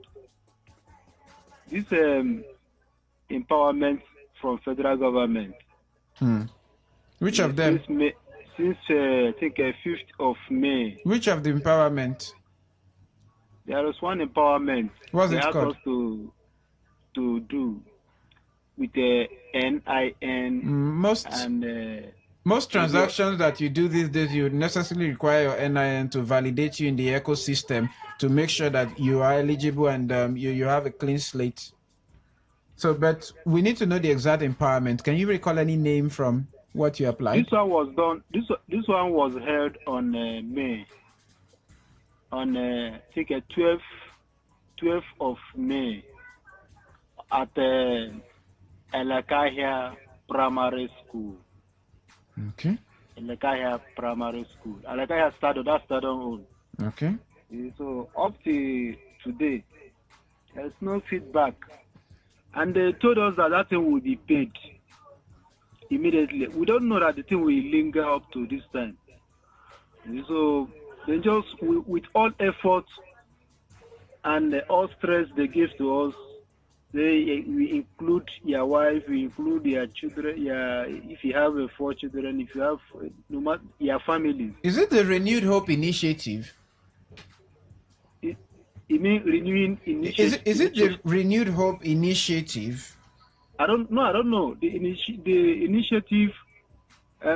This one is that they call it empowerment from the federal government. There was one that happened. I think it was youth empowerment registration, something of that nature. But there's also the Renewed Hope Empowerment. Yes, this one we heard on 5th of May, 12. 12 So, of how did you get to have the information, and who were the faces leading that particular, empowerment, at least those faces within your communities, to the extent where you can trust them, that they are not just asking you people to stand as figures, put in your name, and later they siphon the monies? Well, what I'm telling them, they are hearing me right now. Whatever being the empowerment, themselves, they know. They should render it to people. You see, all the things people have been, put effort for this empowerment, whether federal government or state government, they should make effort and pay. Not after they will just throw it, and people will, with that joy, people will now begin to struggle to meet. After everything, they won't pay. You only just neglect the people like that. Okay. So they should make up their mind and pay people. All right. Thank you. I could remember that it was on a fateful day. I was just traveling through Mbitoli, somewhere in Imo State. I hope I got that correctly. And the current administration had announced the dismantling of the social safety nets across the country, especially the ones that had to do with disbursement of funds from the federal government post to the various beneficiaries in the state level, at the state level. And they had complained that it was subject to a lot of corruption tendencies. So what the federal government decided to do was to actually unbundle the same, to make sure states would be responsible for the various level of empowerment that they do. So even when it's a federal government-based empowerment, it is devolved down to the state and given to some people to handle it. At the inception of that particular program, we had the whole sharing of rice and whatever condiment that accompanied it for those that got it. So I do not know what exactly this initiative would have been and why it did not get to you, because some people and groups are very notorious for asking people to represent, and they'll just collect your details, including, I don't even see why an empowerment where you're not being registered into a digital database, you should be requested to provide your NIN. No, it doesn't make sense. Your NIN is an important document, or is an important information that you don't just give at random to any and everyone. So just maybe, never can tell what the possibilities are. Some people may have just been very smart at other things, why they think they are doing you there. It is still the Eyewitness Report segment on your premium talk radio today, 95.1 FM. The phone lines, they are still buzzing. We just take a short break to catch our breath. When we return, Rona and Adekunle Adejimo. Still here to take your calls. Be back here.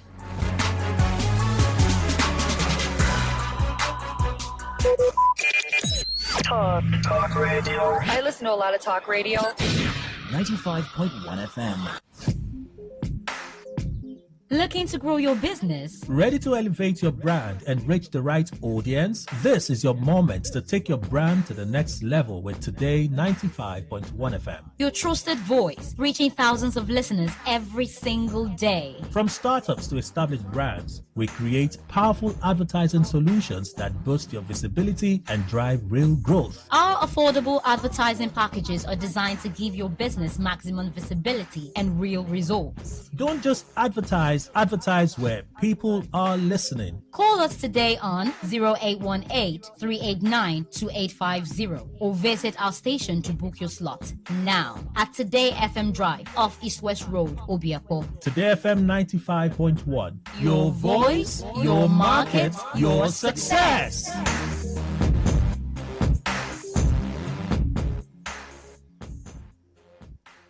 Get ready to feel the rhythm, the groove, and the true vibes of Africa. This is not just music. This is high life. From the legends to the latest, we're bringing you the best of palm wine grooves, jazzy horns, and soul-stirring melodies. There was a sound that told our stories, a rhythm that made our fathers dance, and our mothers smile.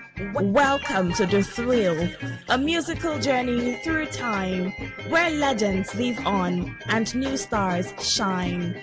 Join us from Mondays to Thursdays, 9 p.m. on Today 95.1 FM for the ultimate high life musical show. Don't just listen, feel the music. High life lives here.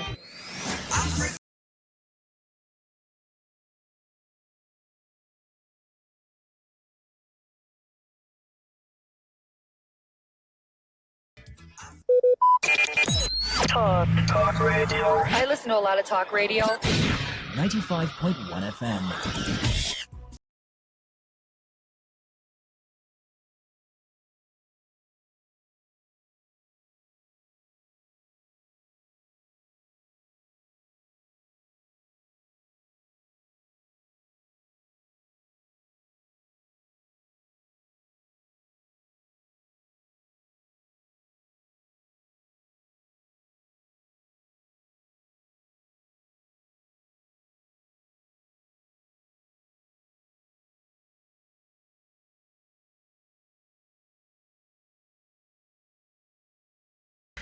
But for the experience, right? So Don't even go there. I beg you. In the but name for the experience, Port Harcourt, I am begging Rona, that's please why I'm don't going to drop it. Don't give but the exposition. For the experience. Yes, but for the experience. See, my knees are on the ground. We'll do that. Tell me to stand. Right? Tell me to stand. Tell me to see that. I know you're not going to put your knees now. Are you? I'm a traditional man. No? Yeah, I know you're not going to do that. Try me. You're a typical traditional man. We don't do that. Yeah. So you don't. Eventually, you do that when you want to. When I want to propose. Yes. Guinea. You not ask on on bended knees. On bended knees. What? So you'll be standing tall like a pole, like those street light poles. I will stand. Those poles that will street like that. They say they're not working well. That's how you stand and propose. Is that how you do it? Port Harcourt, Nigeria, the world. Don't worry. When it happens, I'll tell you that I told you so. Don't play that. I will give the eyewitness report when it happens. You just fire the shot. The eyewitness report. You said I'm standing like the post that they vandalized. Those street light posts that some people calling to talk about. It's just an example, though, right? I'm still taking eyewitness report calls. Namibia example. No problems. We're still taking eyewitness report calls. Phone lines are still open and active. The phone for messages still very active. I'll just go over the numbers again. 0810-9510-951. What's your eyewitness report? Bring it on here. Text messages and WhatsApp messages 0701-933-9962 and say, my eyewitness report this evening is about this and that. A lot of things going on in your community that we need to know. Our eyes cannot be everywhere. So you are eyes out there. You see it, you call in, you report it, we know about it, and we swing into action if need be. Right? The people of Alessa, Eleme and Ogoni.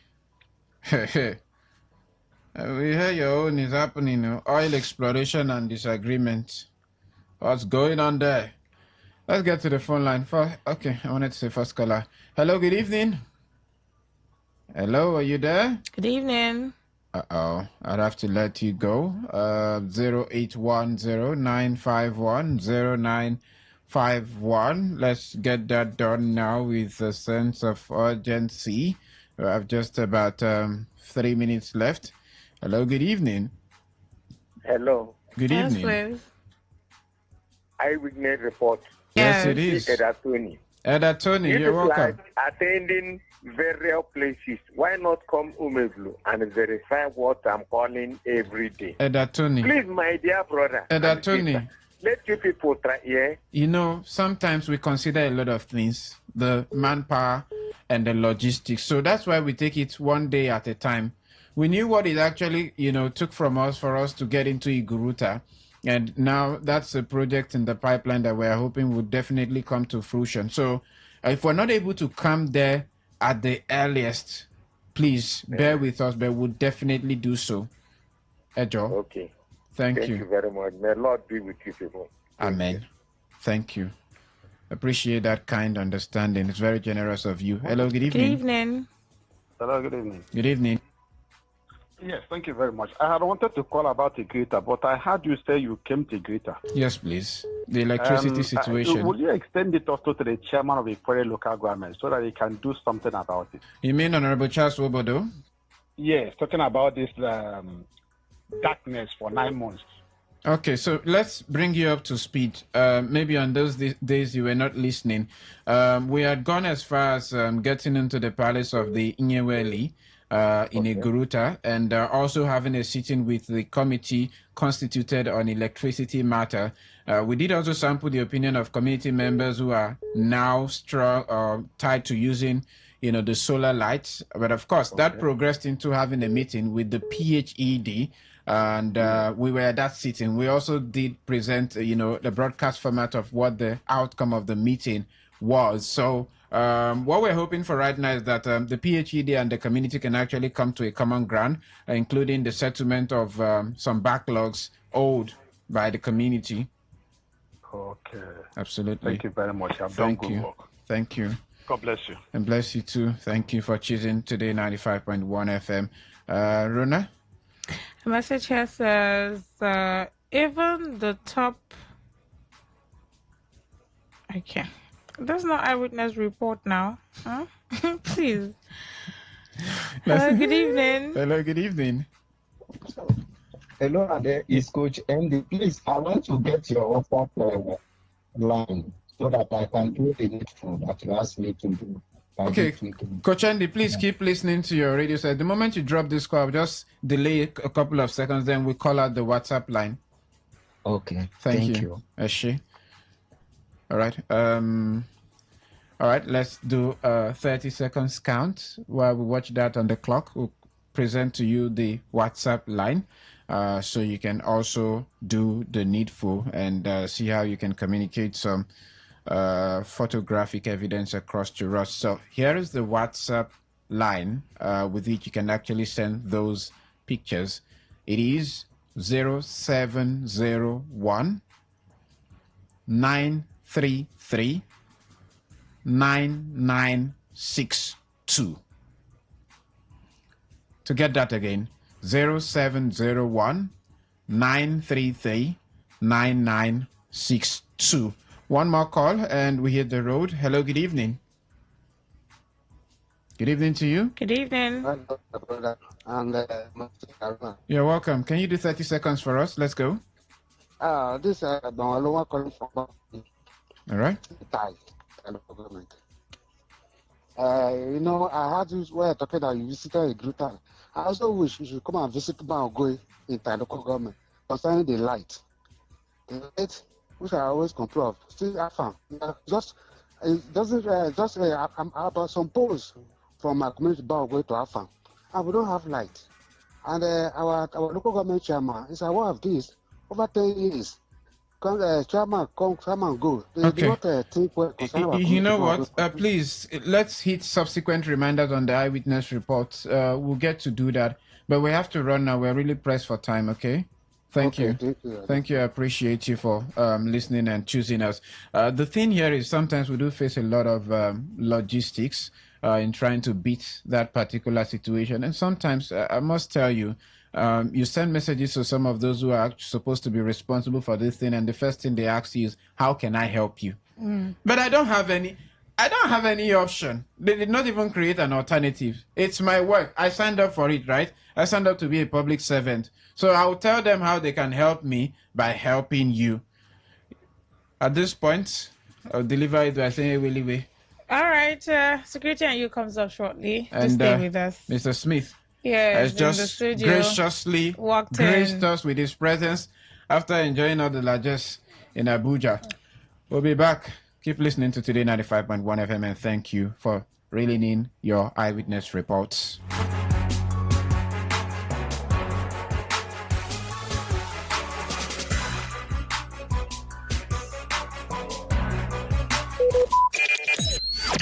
Talk radio. I listen to a lot of talk radio. It's 8 o'clock. Check under your crown cork. Open for more with Guinness. Maybe home is somebody's smile when they look at you for the first time. Maybe home is being a home to something you love and adore with all your heart, and that is what life, friendship, and love are all about. Maybe home is listening to all of your favorite shows on Today 95.1 FM. We create memories. We inspire comfort. We are the voice of the people, and we are home away from home.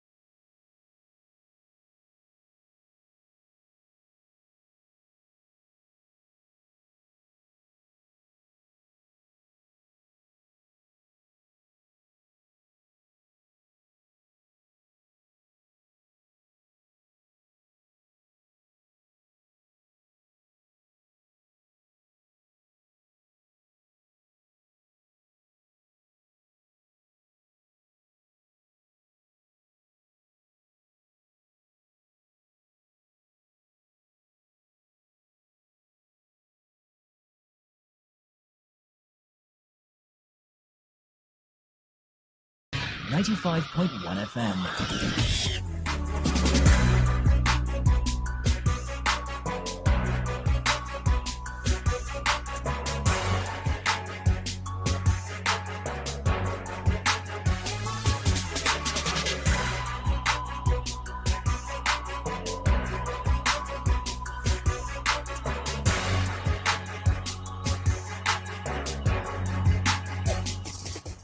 Sometimes when situations in our society go south and you are struggling to actually provide an answer, you've rattled around your head, search every nook and cranny, yet nothing seems to be forthcoming. You just have to relax with one comforting word: God, I beg. Yeah. That's the title of the song you heard from Bai Mula, as he was basically pleading on what happened. And if you listen to the narrative of that song, it says some people who were younger grew together as friends, and at some point in life, they turned against each other as enemies. That is very typical of what is happening in some of our institutions. But we're not focused on what the problem is exactly. We're here to provide a solution And not just any solution, a solution that works, a solution that is tested, and a solution that transcends time. Welcome to today's edition of Security and You. And we're not going to be the one doing much of the talking because we have someone who has logically followed through the process, studied, certified himself, approved, and continue to follow the track to make sure he provides solution to situation of this nature. We'll be joined by a crime analyst and security consultant this evening, Ukechi Smith Dibia. But just so you know, my name is Adekunle Adejumo. My name is Rona Agbara. And this evening we'll be talking about, security and technology roles on campus, taking a lift from the Ignatius Ajuru University of Education incident. We told you earlier that Mr. Smith Dibia is already in the studio, and it's good to welcome him back live in the studio with us. Good evening to you, Mr. Smith. Yeah, good evening, Ade and Rona. How are you? Welcome. Very well. We're doing good. Before we actually proceed into the discourse this evening, you've been away for some time. While you were probably roving, around the country and observing different stands. From that outside perspective and with the lenses of security that you have, what has changed? What has changed in Rivers State or in Nigeria generally? You can give us, an overview of your tour. Anyway, nothing much has changed when we talk about security. Yes, we're analyzing something just a few days back. I think information has it that about 18 persons were killed due to political related cases in Osun State, right? Yeah, that's the aspect of security. And you've seen, fine, we've not had some much of kidnapping like we had a few months back, but we've had the success from our own law enforcement and all that. Then bringing it back to Rivers State, it has been an issue of one chance, and it has been an issue of court-related, just like what you have said. But looking at it generally, I think in the national setting, the security agencies are up to their game because we've had recent rescues of kidnapped victims and all that. But bringing it low here in Rivers State, I think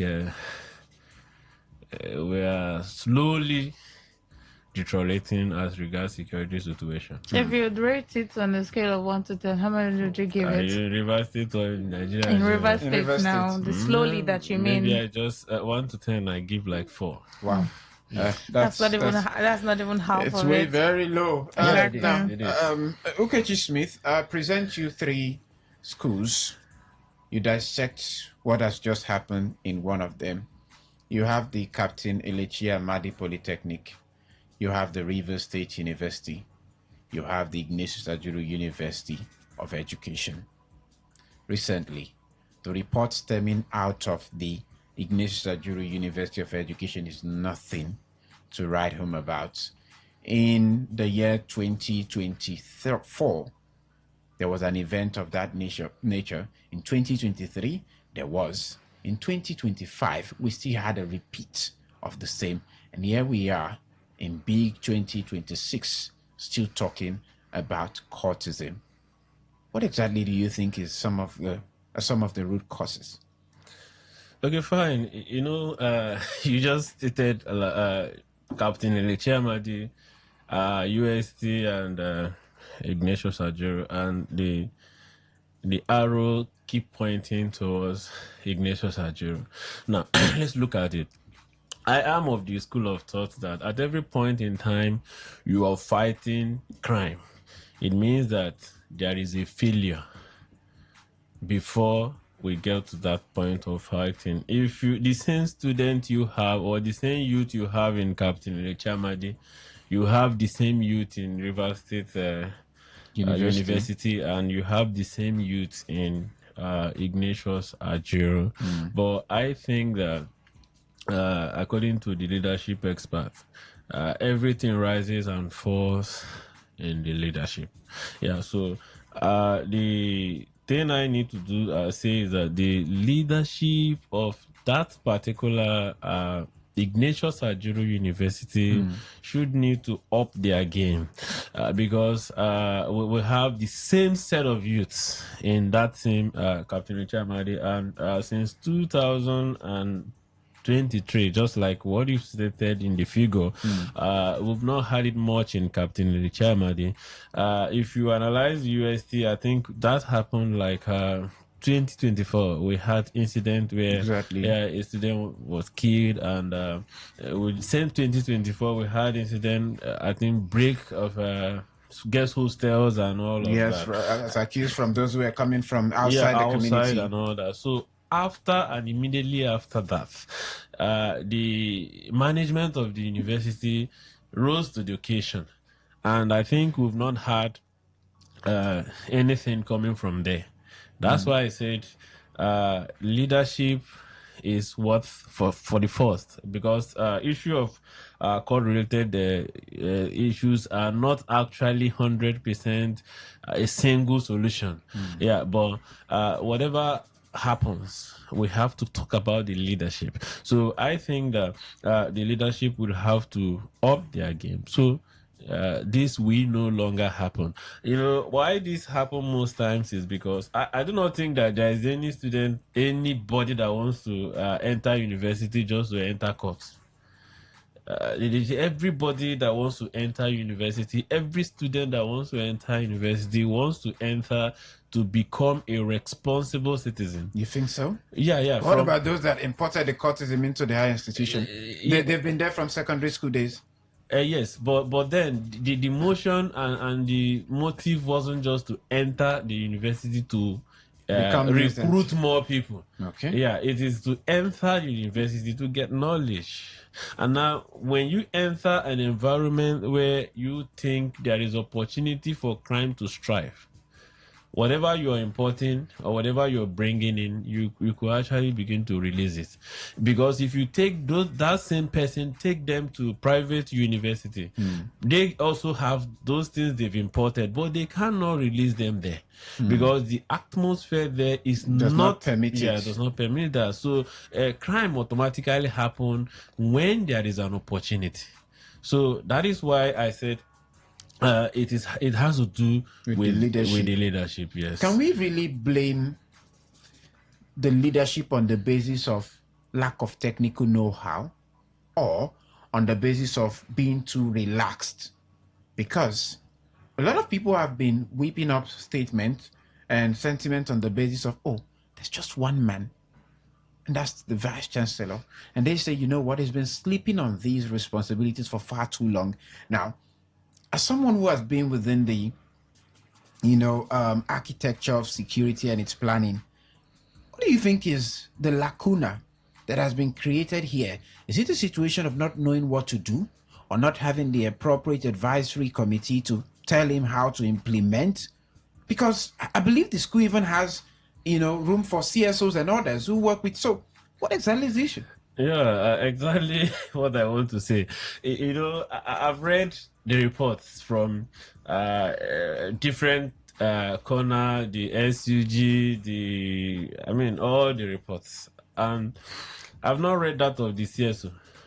I don't know if you've done that. I have not. I've not read Mr. that of Smith, the CSO. That's a good observation. Yeah, I've even read the one of OSPAC.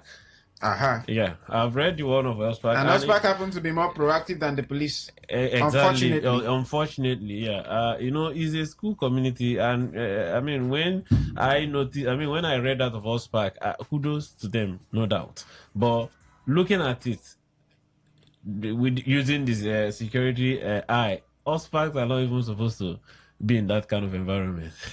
But I thank God for what has happened anyway. But because we are celebrating the fact that they apprehended the suspect. But looking at it professionally, they are not supposed to be in that environment. That environment is a different environment. Even the police are not even supposed to be in that environment, if we want to say, because they have to come when there is force that they have to. But the police is actually a civil body. Yeah. What I mean is that ordinarily they are not supposed to be in that environment like 24/7. Yeah, 24/7. If you read the report of the XUG, that tells you that the police were there during the whole activity. It looks like the student week were just something that hasn't done before.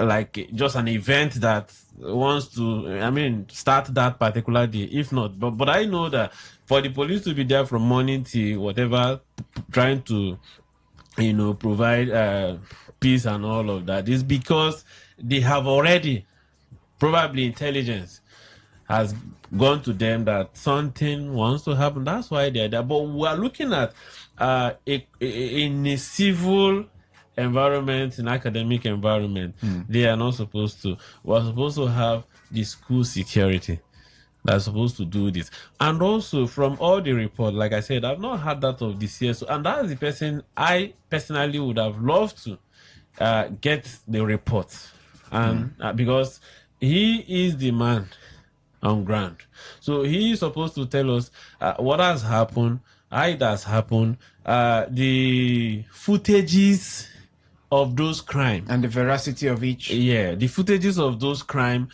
we're supposed to be seeing them, then we're supposed to be analyzing them. I've said this thing and I keep saying it. A university environment is a place where we go to learn. You see engineers there, you see doctors, all aspects of profession, you see them there. But inside that same environment, we still lack those things we train our students for, our people. Now, you have an engineering department. Now, you don't have the surveillance system that the engineering department could actually deploy. In fact, teaching the engineering department, they should even be able to produce or manufacture what they want, what they want to use locally. Are you aware that in some of these schools, it is even the faculty of engineering, amongst others, that happens to be the most dangerous spots? Exactly. Because, Mr. Smith, I have been in Rivers State and I've lost count of how many years. For example, the Rivers State University, I saw through the administration of the former CSO, Ifrenomu. And every time there is a disagreement or a fallout in the institution, he runs first to the media to explain what has happened. Yeah. And like you said, maybe we should send out an SOS asking, where is the CSO of Ignatius Ajuru University of Education? Exactly what, because I haven't read his own account report. of the situation. That's why I said his own account for me would have been one that I would have loved to read, so I can actually analyze what it is. Like you said, that of the UST, at every point he goes there. Sometimes he goes even before the media and do all of that. Then after he retracts and all that. But the truth remains that he had always released information that we can actually look at. So the truth remains, we have to begin to draw a line between politics and technocrats whenever we want to make any appointment. Just yesterday, this matter came up on a note that necessarily did not have the inputs of persons of your caliber, and we looked at it on the surface, and some people were even gracious enough to mention the likes of I don't know if he has a chieftaincy title attached to his name now, but former Vice Chancellor of Rivers State University and one-time rector of Kensari River Polytechnic, Fakai. Yes. Okay. So they mentioned his name and the tactics that he had deployed to safeguard the school systems. Now, some of those tactics were actually kinetic and some none. So as a security expert, Smith Ukechi Dibia, before we open the phone lines to get to the thought of some of our listeners this evening, what is the most appropriate approach? We'll come to technologies, but for now, what common sense could actually profile? What's the most appropriate to actually use in the case of Ignatius Ajuru University of Education?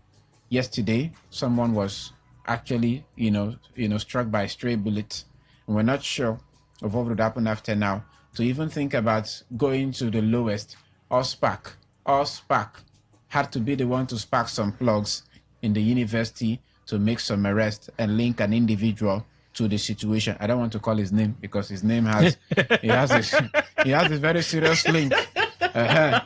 His name has a very serious his name might contradict the answer to this. So okay. I don't want to call his name. But what exactly is the best approach? Is it the thing? It remains the same thing. 2023, like you said, we had this. 2024 and all of that. And at every point this happened, what is the investigative panel? What are the punishment? What are the reports? What has happened to those students that did that and all of that? So I think that first thing that they need to do, there is not going to be any kinetic thing to do for now, because like I don't even believe that in that environment we should have those kind of kinetic those kind of approach. No, but first there should be a policy to deter, to punish whomever that contradicts the policy of the school management. Because you see, if you go to some schools and some organizations, they give you what they call standard operational procedure, and they give you a code of conduct. This is exactly what we do here. And when you do this is going to happen to you. And immediately that happens, you go astray or go beyond whatever the rules. They give you exactly what is in the standard operational procedure as punishment. I see that when students are being admitted, they go to... They also take oath. They take good conduct. Yes, they declare all those ones. Yeah, but there's something they go to the medical side to get a medical certification and report. They go to the ICT to show themselves, okay, and also do all of that. But for the oath, they only declare it on paper. But it also has some weight. What I would have added to that is that as you go to, you could as well declare your health in paper, instead of going to the medical to physically assess you. Should they go to the court to swear an affidavit or something? They could go to either the security department of the school for profiling. Yeah, to also show themselves. Like they have gone to the medical, they've gone to the ICT. They could also have gone there. But profile, not to contradict you. Doing proper profiling is not a day work. It's not really. To talk about thousands of individuals who have been admitted in every session. But those thousands went through the medical and certified fields. Their vitals were taken. It's not the same with taking samples. No, but see, what I'm trying to say in essence is, when you are coming, if I'm the security consultant or I'm the CSO of a school, you're coming to me for your security check and all that, as being admitted, I should be able to talk to you one-on-one, even if it's one sentence. Is it in this school? When we get you in this and this and this is what we are going to do to you. Are you agreeing to this? Yes, I signed for you. Oh, okay. As you come again, another person, this is what... See, you keep reading those things for them. Okay. Seeing them one-on-one. Because when you do that, you are establishing something. You are registering something to them. A track record. Yes, you're registering something. So, at every point they want to do this, something tells them, I sat with the CSO, and this is what he told me. I think I can agree to an extent on what you said, because that's what helps the police to actually establish for repeated offenders. Exactly. And I know someone who it was very notorious for theft, and at some point they had informed him to say, when next we'll see you here. Exactly. If care is not taken, you may. Read those things to them. Read those policies to them as regards security, because they go to the medical and they get their vitals, even if it's to check their BP. They go to the ICT, they also see them and take few biometrics and all that. So would you say now that, judging from this theory, would you say that the school environment has become too lenient when it comes to criminal activities, because attention is not placed so much on it to the point where they see that you can do whatever you want to do in the school environment and you will not be punished for it severely? Exactly. School environment, most now of the you school can do no whatever longer you want. most of the school no longer punish. When we were in school, you can't even think about it because You get rusticated. the issue of being rusticated is there. I mean, punishments are just there, so you can't even think. Even ordinary exam malpractice, you're shaking. Yeah, it's fear and Because tension. I remember those days when is it the manuals or wherever we would just walk into the school during exam. I mean, you're just shivering because if you're caught, you don't know what punishment that is going to come. So those kind of fear, they're no longer there. Okay. You're still listening to Security and You, and it's been a roundhouse interaction. Our resource person, Okechi Smith Dibia, crime analyst and security consultant, in the studio with us this evening, helping to make sense of this reality. We'll take a listen to an item that's been trending from the Vice Chancellor of the Ignatius Ajuru University of Education, Professor Okechukwu Onuchukwu, somewhat related to this matter. And then we'll open the phone lines for you to be a part of the program. But to keep the numbers on closed tabs, or on open tabs rather, you can dial it up. It is 0810-951-0951. Text messages and voice notes, send it to 0701-933-9962. Let's take a listen to this. Now, as I'm talking to you, because of all that. So please try as much as possible to stay away from that. Your parents, now, as I'm talking to you, because of all that. So please try as much as possible to stay away from that.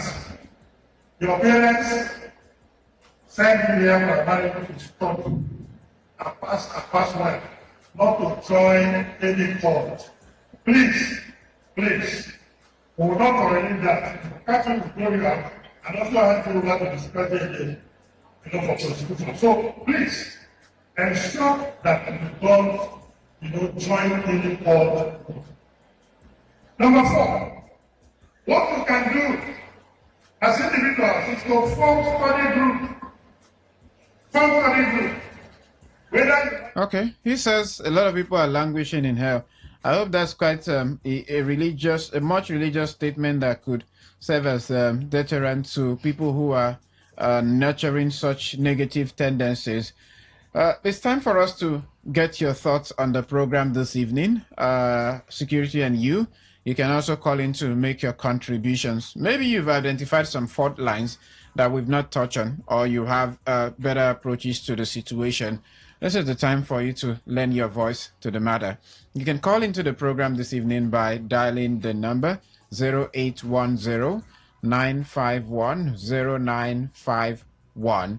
For text messages and the WhatsApp voice note or message, use the number 0701-933-9962. Please do well to turn down the volume on your radio set once your call is accepted. Hello, good evening. Welcome to Security and You. Hello, good evening. Good evening. 95.1. Thank you very much. You're welcome. And for airing this, right. My name is Obina. I'm calling from Rumolumeni. You're welcome, Obina. It's quite disheartening, honestly, quite unfortunate, right? Because I heard how you guys were mentioning in those days we were in school. You have the man of war. The policies are there. To be honest, those policies are still here today. But the problem is that most of these students are backed up by some political bigwigs. Now, the so-called suspects that have been arrested by OSPAC, you see, even in the studio, you can't be bold to mention the name because he has some backups or he has some strongholds. Now, these students, people buy those guns for them. They don't have money to afford guns. So people buy those guns for them. This is what the politics in the country has brought us to be honest with you. How did these guys get the guns? In those days we were in school. You're only busy reading your books and you don't even have enough money to eat, talk less of going to join any court. So the problem lies in the political nature of this community, of the state, of the country, of the nation. Thank you. And if this is not properly handled, it's getting worse. All these policies are there. Thank you. But they lack proper implementation. Thank you for your thoughts. Thank you. Thank you very much, my brother. I appreciate you. Now, the very reason why that mention was not given was actually delivered on a lighter note. Mr. Smith has been, laughing since you made mention of it. It's not that we're scared of anybody. It's just because the name that was simply offered as the suspected culprit is Smith. That's just it. So now you know. Is that the Smith that is is not the Smith that's in the Not studio? our security expert in the studio. Is that the Smith in the studio, please? Keep your calls coming through and make your contributions. Ask the questions that you have. Numbers still remain 0810-951-0951. Text messages and voice notes, it's 0701-933-9962. Hello, good evening. Welcome to Security and You. Hello, good evening. Good evening to you. Good evening. Yeah, I'm Simeon. I'm calling from Delhi. Simeon, you're welcome. How is in Delhi this evening? Thank you. You see, when I take a reminiscence on when I was in ROSU. In those days, it is called. Hello, are you there? Okay. Network yanked you off there. Today 95.1 FM, good evening. Hello, Mr. Ade. Good evening to you. Hey, Chief Solomon. Chief Solomon, you're welcome. Let me ask the security man, every Thursday, we always bring ideas of security. I want to know the ideas we has been, bringing, giving, suggesting. How impact on development do we benefit it at all? Or after we just talk and bring all the ideas, it will just go like that. It continues every Thursday, nothing, no improvement. All right. Brilliant question. So I'm asking the security. He would answer. Yes. He would how answer. Development about the ideas of the security, concerning the security. Okay. Just keep listening to your radio set. He would answer. And then okay. Again, like these schools, this Ajuro University, our school, most of our school, I would like also like this civil defense. They should contract schools or the university to civil defense. Let them be guiding them so that they can be able to prevent most of this courtism in schools. Okay. That's another thing. All right. And Thank you. Another one again. The other one I suggested about fencing. They should make add in our constitution. Let people stop building the long fences. Okay. They should implement dwarf fences. Okay. Yeah, so that somebody inside can view outside, somebody outside can view inside. All right. Thank you. So all those suggestions, I want them to be put into action. Thank you. Let's give Mr.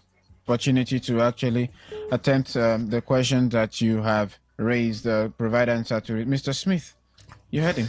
Yeah, he's asking if there's actually a change. I can tell him yes, because I know we have talked about issue of one chance. Why are you in my head? And I can tell you that I read an article or a government announcement that says October 31st is the deadline of vehicles to be painted Mr. Smith, blue and white. You just took everything from me. Blue and white. So that is because it has been said over time. Now I can tell you the financial intelligence and all that has increased. I mean, across board. The thing is, when you tune into this program every Thursday and other security related issues, follow up these things is a university of his own. Somebody called me, actually he's in US and he has been following up. He called me, he said, online. Yeah, he said, I have been following your page. I mean, I can tell you that it is for me a university. I'm now studying security in your world. Every morning he rushed to my wife, according to him, to look at what I've posted, what I've done, and that is how it is everywhere. So follow up security, listen to it, you get it. Even for him to even know that we need to have door fences is also part following. of it's also part of listening. You are guilty of adopting the knowledge. Listening to having to say we should bring in civil defense to handle schools is also the knowledge he has gotten across borders regarding security. Okay. Okay. Thank you, Mr. Smith. Yeah. Detailed explanation there. So you heard it. No need to actually elongate matters there. We'll go back to taking your calls. Let's see who we have next. Hello, good evening. Hello, good evening. Apologies about that. Do a redial. The number to call is 0810-951-0951. Good evening to you. Welcome to Security and You. Good evening, Ade. Mama. Mama, you're welcome. Thank you. Smith, I greet you. Mama, good evening. Yeah, I have a friend whose daughter is in Ignatius Ajuro University in Dele campus. Okay. The child was narrating to my friend and I that the security there is an old man. Oh. What can an old man do? Oh, if about 3 hefty boys or hefty men jump into the compound, they can just tie just that old man. They can tie him and do what they want to do. Why can't they increase the security there? At least four men on duty. All right. Let them help the students there. And that school is located inside the bush. It's true. Mama, thank you. Point noted. Hello, good evening. Yeah, good evening. Good evening. I am back again. I'm Simeon from the left. Simeon, did we get your opinion earlier? Did you get your contribution? No. I think I was. I lost contact. Okay, let's go ahead. So what I'm trying to say is that when I was in USC, there used to be the presence of the police men constantly in that school. And two, nobody was allowed to come in with arms. If you are caught with arms, you are arrested. But these days, I don't know why all these people will carry arms and go there and fight, and nobody will do it. In my time, they will all of them and they were secreted. Even though of governor, the school authority not care. They have to get prosecuted. So let's admission go back to prosecuting those stubborn ones. And when once that is done, others will take you from that and begin to behave very well. Thank you.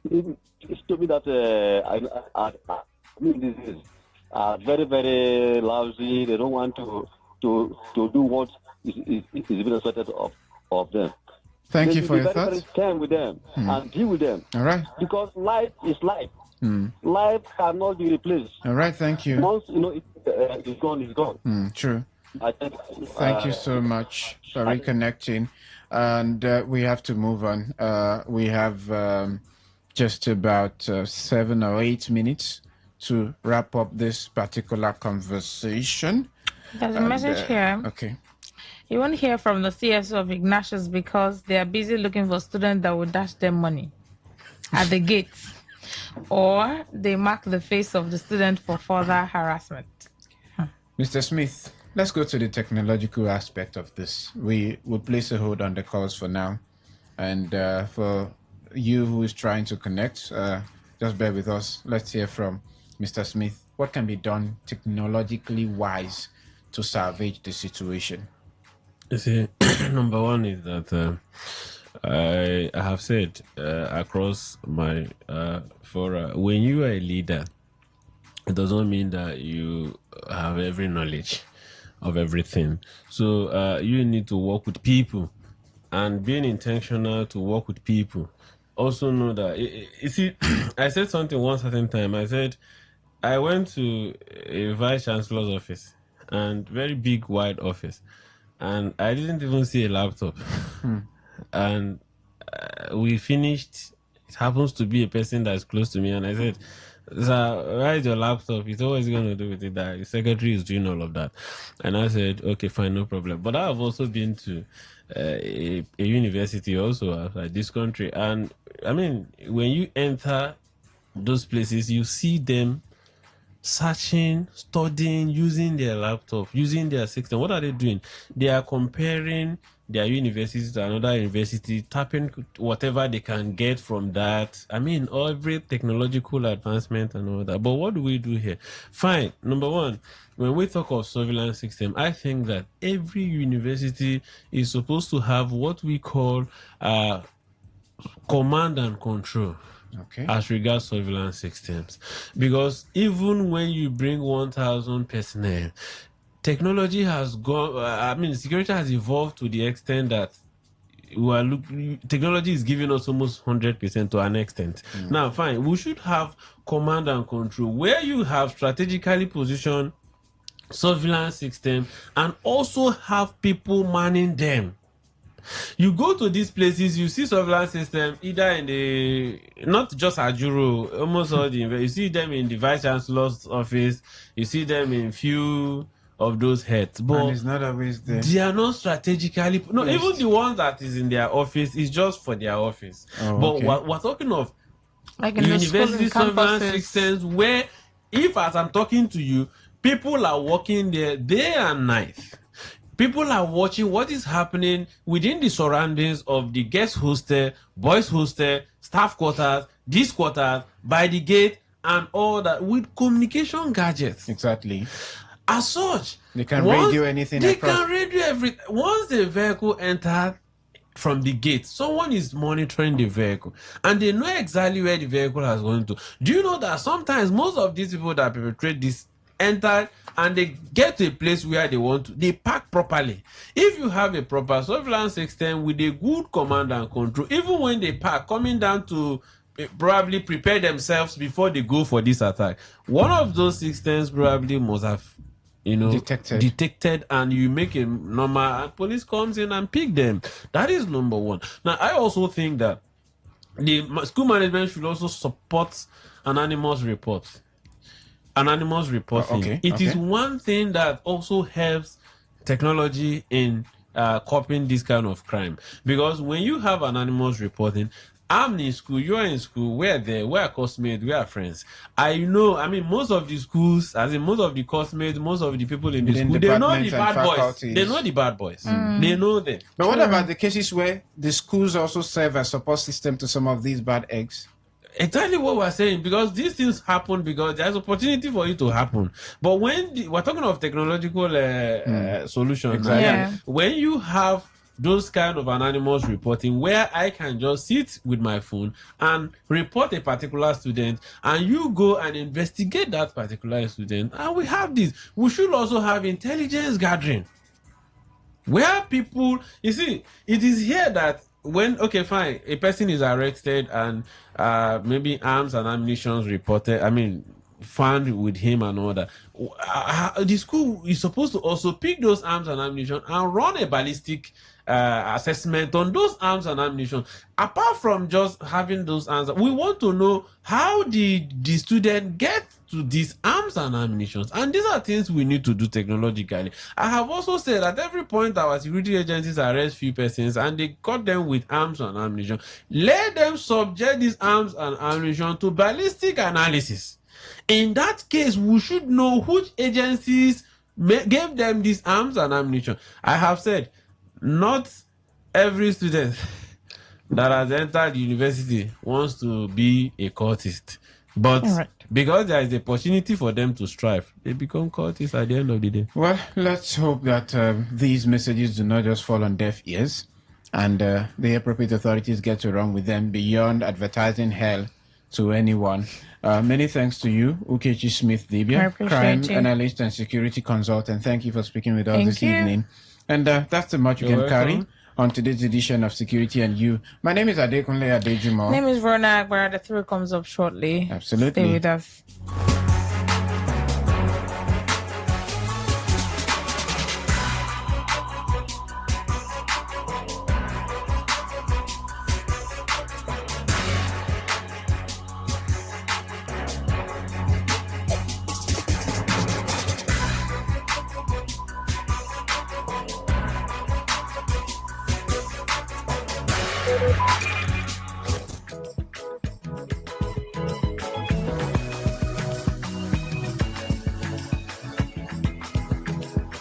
What I can tell you for free is that there's apprehension in the land. A lot of Nigerians, football fans, are remembering the Super Eagles of Nigeria. They were on this same road a few months ago. They had a second chance of going to the FIFA World Cup for men, and they bungled it. Now, the Super Falcons are on the same road. There's a play-in. Yes, it's not the playoffs now. It is the play-in. It is when you get to the intercontinental version of it that it becomes playoffs. It is the play-in. We have South Africa in front of us today, and the Super Falcons are condemned to redeeming their image. They are the champions of women football in Africa. That title they have lost. Now they want a World Cup ticket. Can they get it? Yesterday, Tega and I were here, and we talked about Nigeria and the game against Cameroon. Today, it is about Nigeria and South Africa. Yes, a winner must emerge if you want to go to the World Cup. I mean, the next step that will take you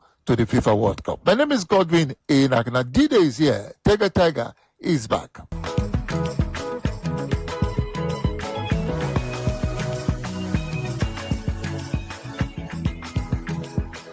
Tiger, welcome back. Yes, D-Day is here. Nigeria against South Africa. What is it feeling like for you? What is your head saying to you? What is your mind saying to you? Are they in sync?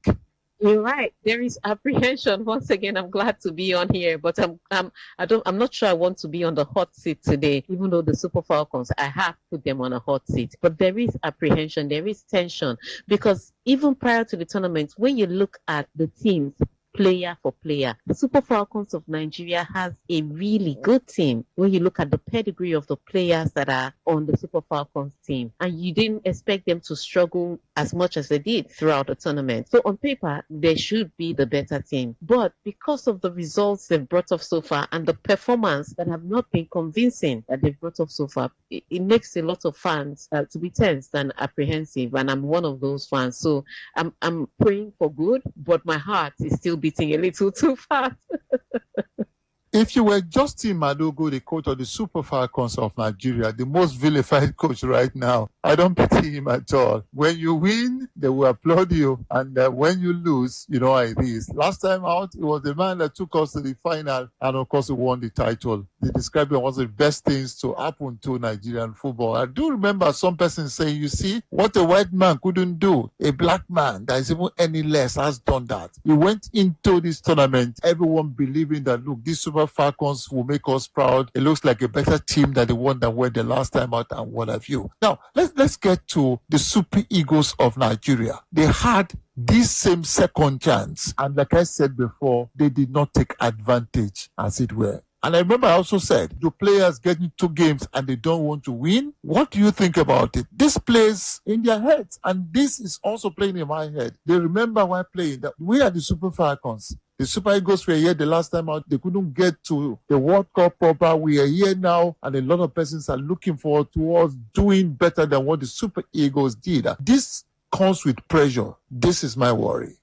I think the fans will be making a big error comparing the Super Falcons to the Super Eagles. They're two completely different teams. Yes, the Super Falcons have disappointed Nigerians at this tournament, expecting to do an 11th title and not even being able to make it to the semi-finals. And this time it's even more costly because there was a World Cup, an automatic World Cup ticket tied to it. Yes, fans are disappointed, but that is the mind of fans. The mind of the players is simply this: we have another opportunity to go to the 2027 World Cup. That is their focus. Pressure is already there that they came in and couldn't make it to the semi-finals. That's the pressure. That they lost against Cameroon by 1-0. That's the pressure. That there's a World Cup ticket on the line and this is their last chance. That's the pressure. They are not thinking about the Super Eagles. The Super Eagles are carrying their own demons and the Super Falcons are facing their own problems squarely. So yes, us the fans, we're thinking about missing out on the World Cup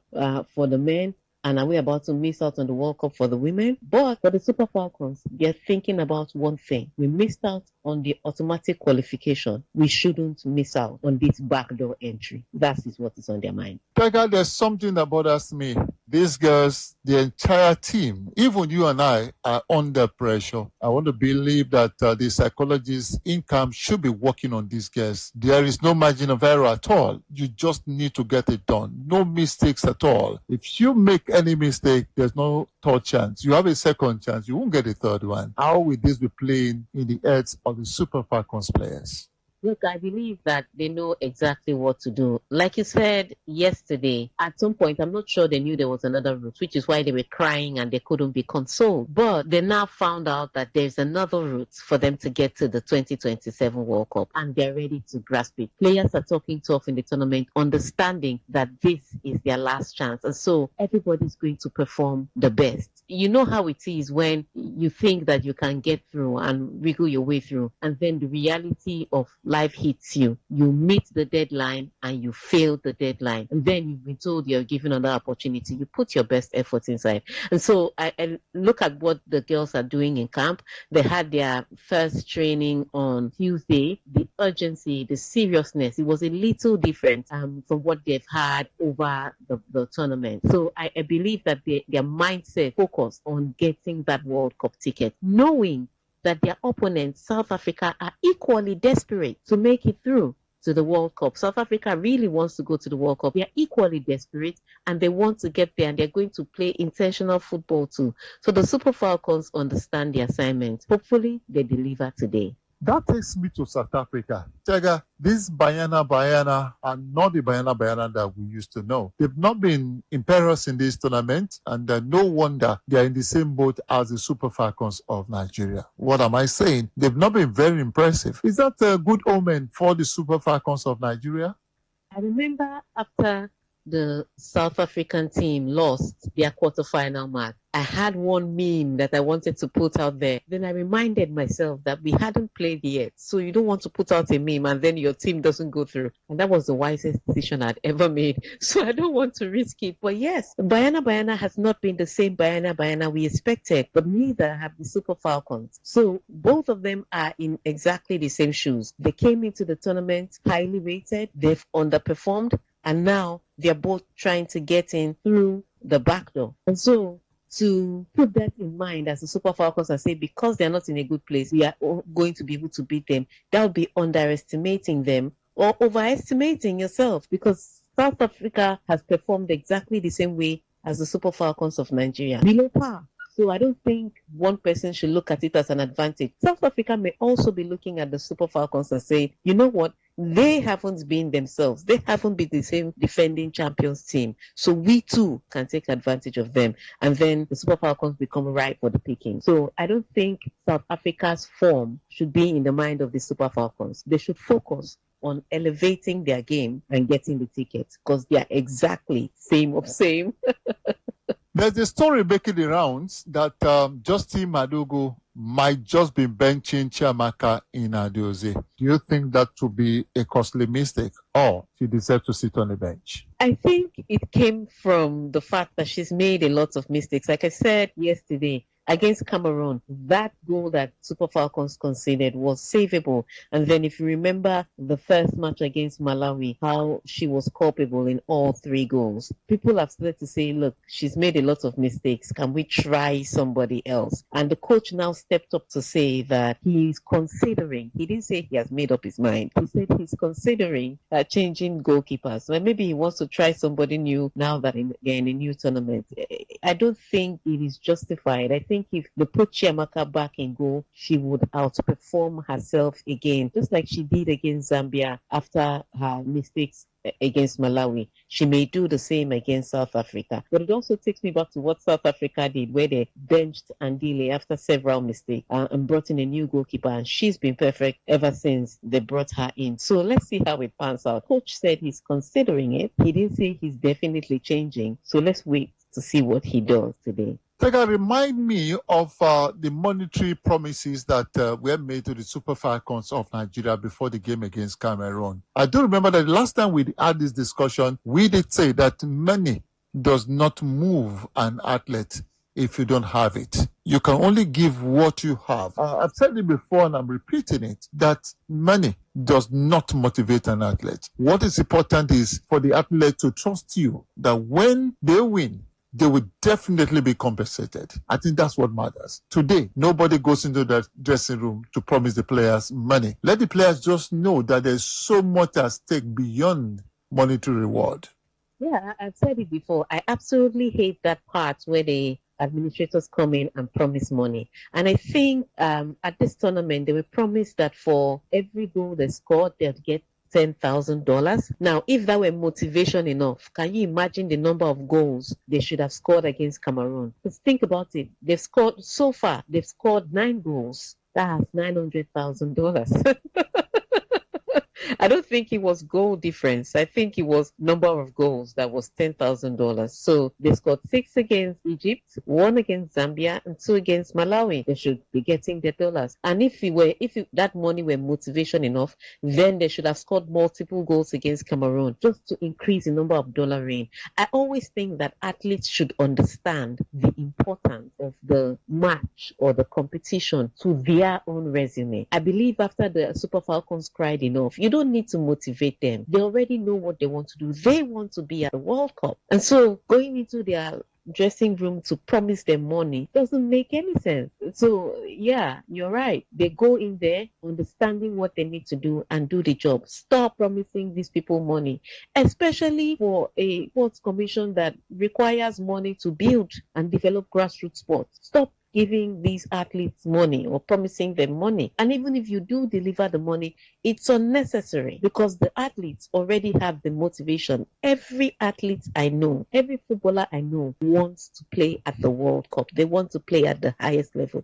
That is more than motivation enough. As we go, Tiger or not Jaife, we call her Tiger. I want to make you Justin Madugo for this game, Nigeria against South Africa. Tell me, what will be your lineup? Play your best legs. I think all the suggestions about starting Rinsola or starting Monday Gift or doing something else hasn't really come to fruition. I think he should just play his best legs based on what he sees in training. And I wasn't in their training, so I cannot tell them because I've picked so many lineups and the players have been a little questionable in their delivery. So my suggestion would be play your best lineup, whatever that is. But I think Asisa Toshuela is carrying an injury, so I'm not sure she'll be able to start. Tega, thank you so very much. Together, we wish the Super Falcons all the very best. We can't afford not to be at the FIFA World Cup in Brazil in 2027. The first leg of this journey begins today. We have to beat South Africa. Then we go for the Intercontinental Playoffs. Thank you again and God bless you.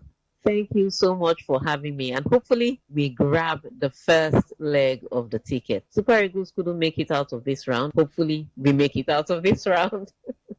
D-Day is here. The Super Falcons give us his day. There's no tomorrow. There won't be a third chance. It's Nigeria against South Africa. Familiar foes. We know what it means at this level. Super Falcons give us his day. It is the play-in. They win today, then they are one leg back into going to the FIFA World Cup for women next year in Brazil. My name is Godwin Enakna, Global Sports Update. Let's keep cruising, keep praying for Nigeria. God bless Nigeria.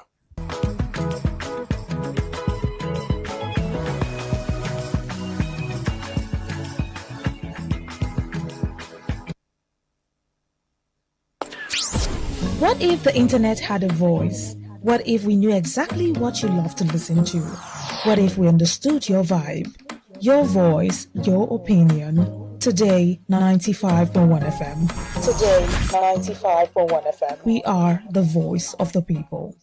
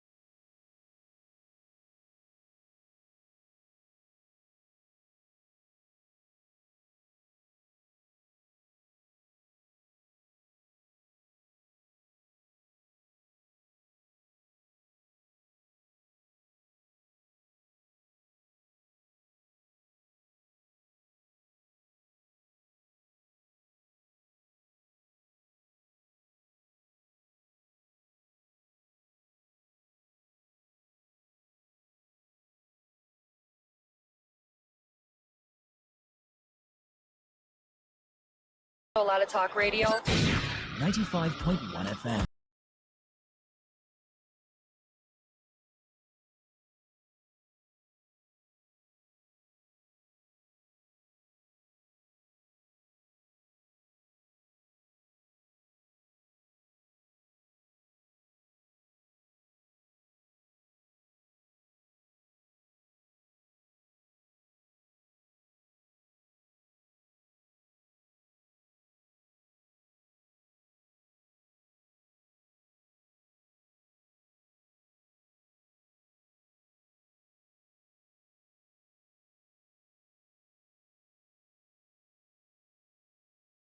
The evening. The night is too young for small expectations. Open for more with Guinness.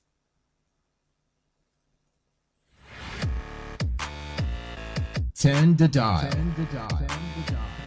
and turn up the thrill. We are not in the same league. We are rewriting the rules. Here on Today 95.1 FM. Get ready to feel the rhythm, the groove, and the true vibes of Africa. This is not just music. This is high life. From the legends to the latest, we're bringing you the best of palm wine grooves, jazzy horns, and soul-stirring melodies. There was a sound that told our stories, a rhythm that made our fathers dance and our mothers smile. Welcome to The Thrill, a musical journey through time where legends live on and new stars shine. Join us from Mondays to Thursdays, 9 p.m. on Today 95.1 FM for the ultimate high life musical show. Don't just listen, feel the music. High life lives here.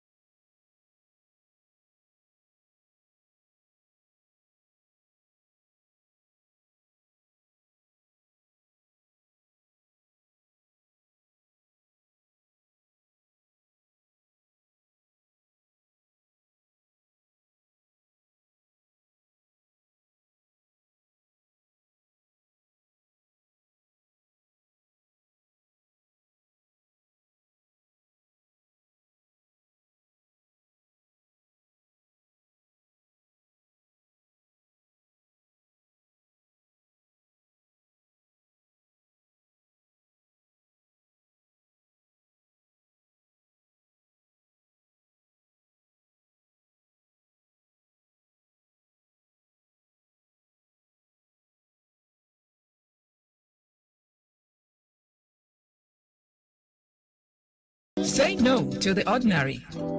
Embrace the extraordinary, because we are the voice of the people. Voice of the people. Today, 95.1 FM. Today, 95.1 FM.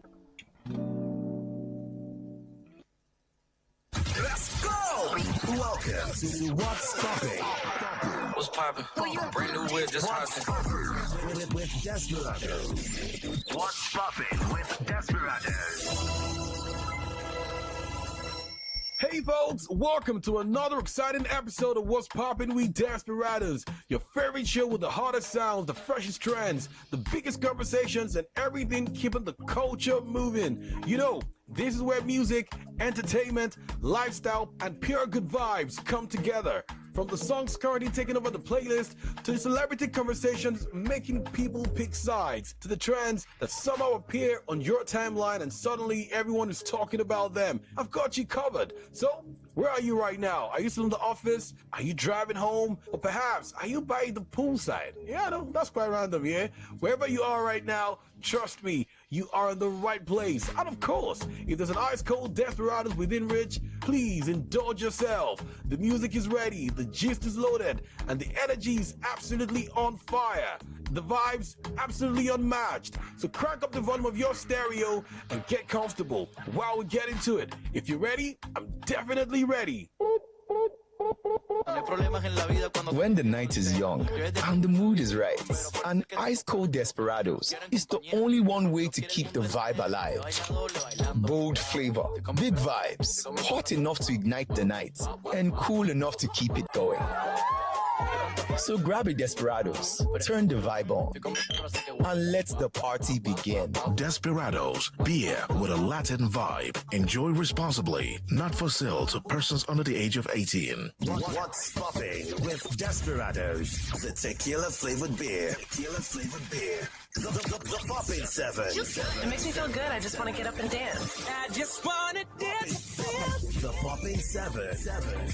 Countdown of the joints you feel the most. Welcome back to the Popping 7, where we serve you 7 hot records that definitely means perfection. And yeah, they're definitely popping. I'm not going to waste your time. I'm about to set fire to the dance floor with this one. Ashake, Wizkid, Jogodo.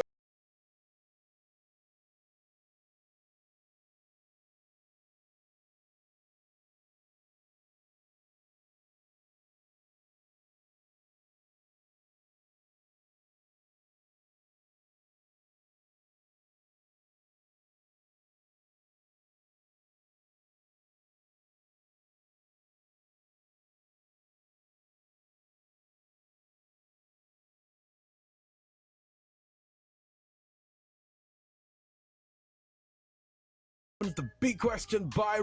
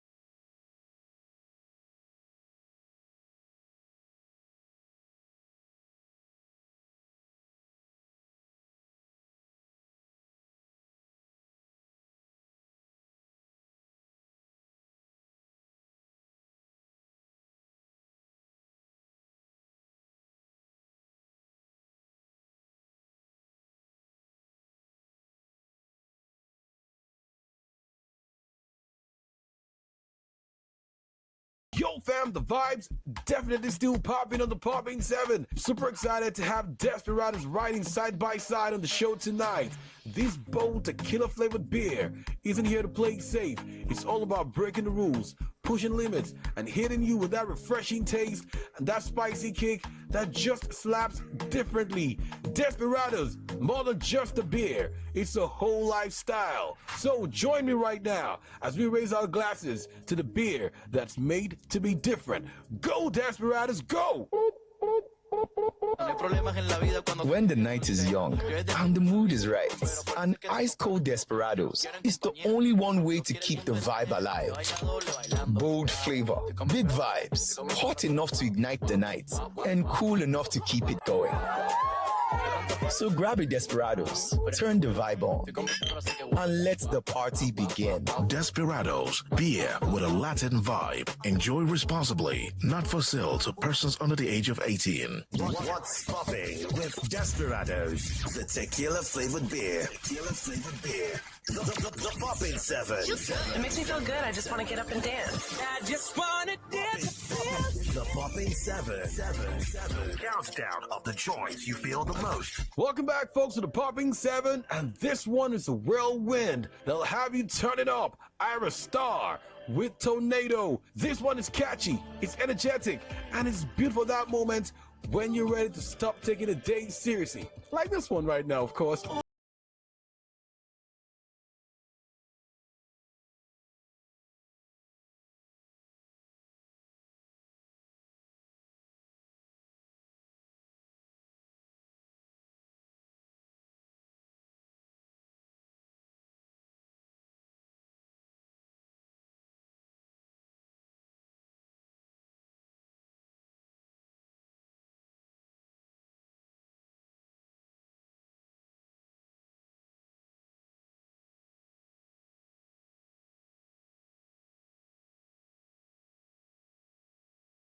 Seven tonight is a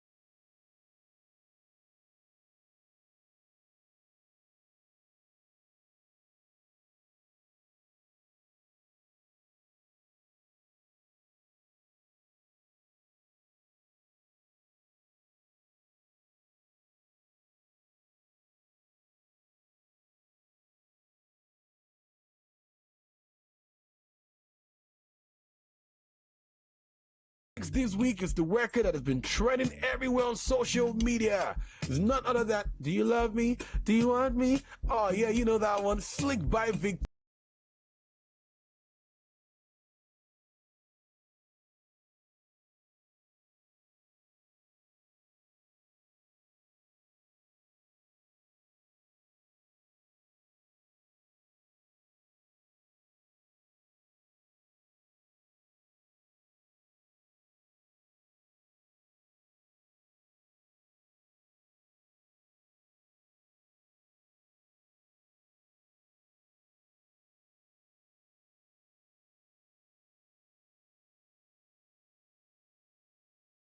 Of the brand new album Oria Day by Davido. He says, I know who I be. And yes, he's a man who needs no introduction.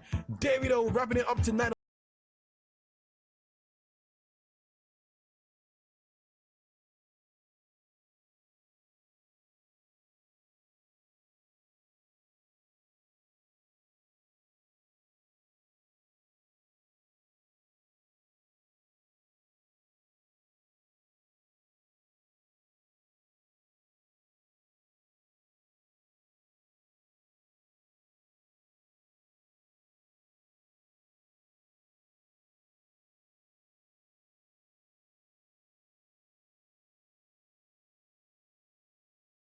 And do not go anywhere, because up next on the show is The Least.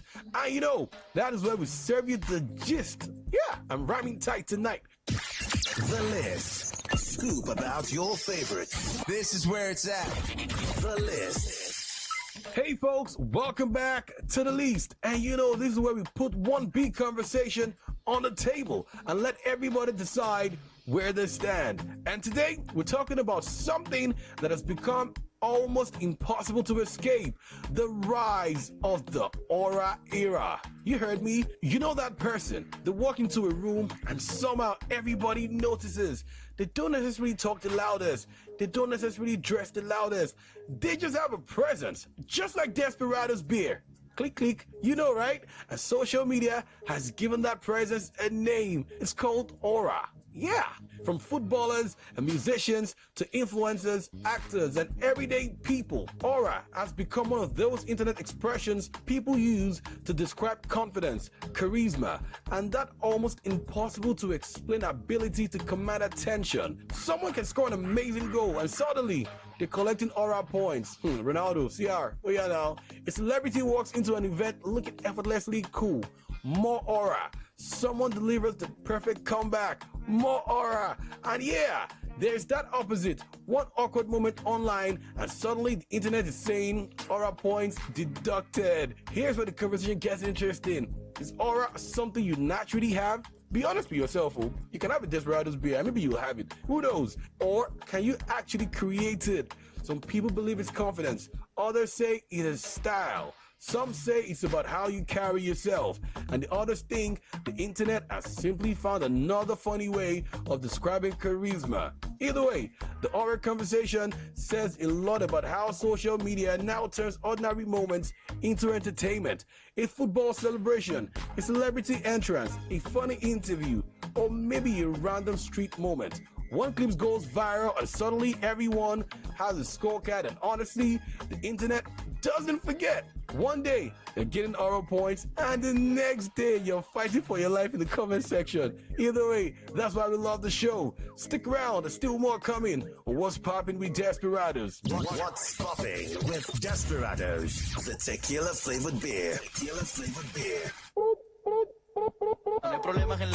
When the night is young and the mood is right, an ice cold Desperados is the only one way to keep the vibe alive. Bold flavor, big vibes, hot enough to ignite the night, and cool enough to keep it going. So grab a Desperados, turn the vibe on, and let the party begin. Desperados, beer with a Latin vibe. Enjoy responsibly. Not for sale to persons under the age of 18. Does anyone know where the plug is? Where is popping? Looking for something. Places and events for you. Where's popping? Hey fam, it's that time of the show where we get to wrap it up, but hey, where the hell are we going tonight? That is the question you're always asking me when it's that time of the day. And you know, I'm taking you all the way to Vibe in Port Harcourt. Yeah, Sky Bar, PH. You know what time it is. Located at Genesis Center in New GRA. Sky Bar gives you that elevated city night experience. Great views, good food, music and drinks, and an atmosphere that's perfect for catching up with your crew, and yeah, you having a good time. So whether you're meeting with friends, celebrating something special, that new promotion, or yeah, you just want to have some good times, right? And you're in PH, nightlife is the way to go. This is one spot worth putting on your radar. And because the best nights are always about the little details. Good music, check. Great company, check. Good food, double check. Premium vibes it is. And of course, an ice cold Desperados to complete the moment. That bold tequila flavored taste. That refreshing citrus kick. And yeah, that's the beer that's made to be different with an attitude. So, Port Harcourt fam, when somebody asks you, where's popping tonight? You can point them in the right direction of Sky Bar PHC, New GRA. Find your friends, get your vibe going, and make the moment count. Sky Bar PHC, that's exactly where it's popping tonight. With Desperados beer, you know it's definitely made to be different. And it's a wrap, folks. Thanks for staying with me as usual. You're the real MVP of What's Popping with Desperados. And before I leave, one more shout out to the real MVP, Desperados beer. Bold, refreshing, and yes, made to be different. So, wherever you're enjoying your moment, keep the energy high, and until next time, stay bold, stay vibrant, and keep it popping. But in my words, keep it jiggy, and that's what's popping with Desperados. As usual, good vibes, good stories, and unforgettable nights. Desperados, made to be different. And please, enjoy responsibly. Not for sale to persons under the age of 18. Thank you for checking in with us on What's Popping with Desperados, the tequila flavored beer. Stay informed, stay ahead. Tune in to Today 95.1 FM for the latest news and exciting sports updates. Your trusted source for everything you need to know. Today, 95.1 FM, the voice of the people.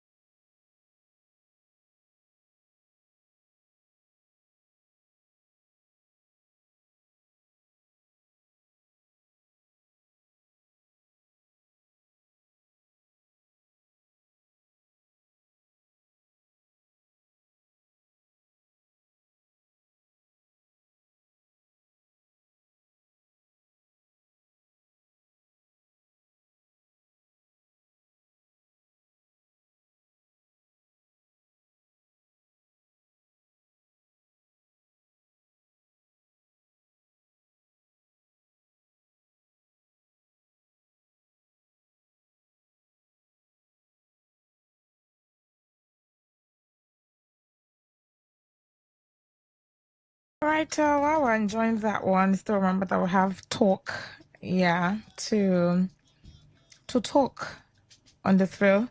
My name is Rona Agbara. And I am Adekunle Adejima. How you doing, Rona? I'm doing good. I mean, we've been here since We've been 6. here. We've been to the UK back as well. to back. We've been to the UK. You've been to the UK. Well, I went to China.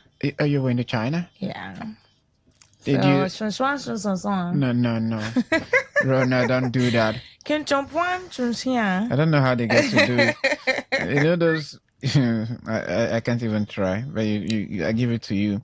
All right. What we're talking about this evening is something that I don't know. Of course, I'm sure that you have opinions about because a lecturer has been suspended by the management of Abia State University, APSU. And the reason is somewhat, I don't know if you think that reason is valid enough, or if you think the school, the management of Abia State University overreacted. And if you think that the post made by the said lecturer was overboard, he shouldn't have. These are the questions I'd like to get your opinions on about. Do you think that the post made by the lecturer, because the lecturer was suspended because of a post he made on Facebook. He made a post on Facebook concerning the school, and he made reference to some other people. The school's management saw the post and decided to suspend him because of that post. Do you think that the school management overreacted? Do you think that it was enough for suspension? Do you also think that the professor was wrong to have made that post on Facebook? You know, I say freedom of speech, freedom of expression. You're free to, talk about the things that you think about. So he made a post and made reference to something. The school's management didn't take it well, and they suspended him with immediate effect. Let's read that one and just talk about it a little, and then have you join in to give your opinions about the matter. Just stay with us.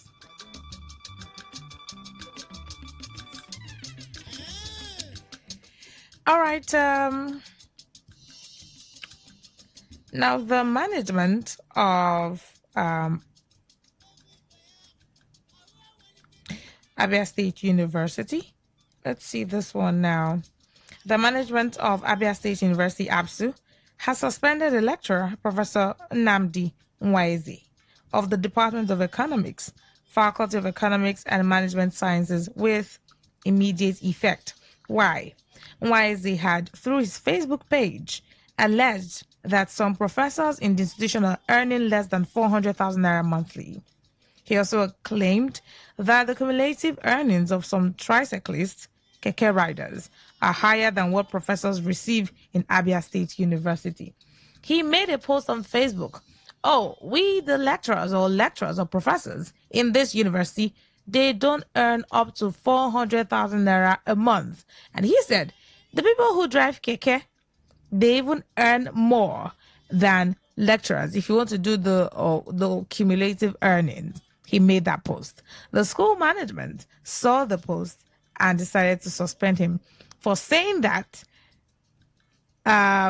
professors in ABSU do not earn up to 400,000 naira monthly. He says they earn less than 400,000 naira monthly. He also said that the earnings of keke riders, the cumulative earnings, is higher than professors in the said school. You know, and they say that it's not by being a professor, it's not by being a lecturer, it's not by that. He was making a comparison that people who do this, the uneducated, the people who you don't see as learned, they even make more or they earn more than the professors. That's the post he made on Facebook.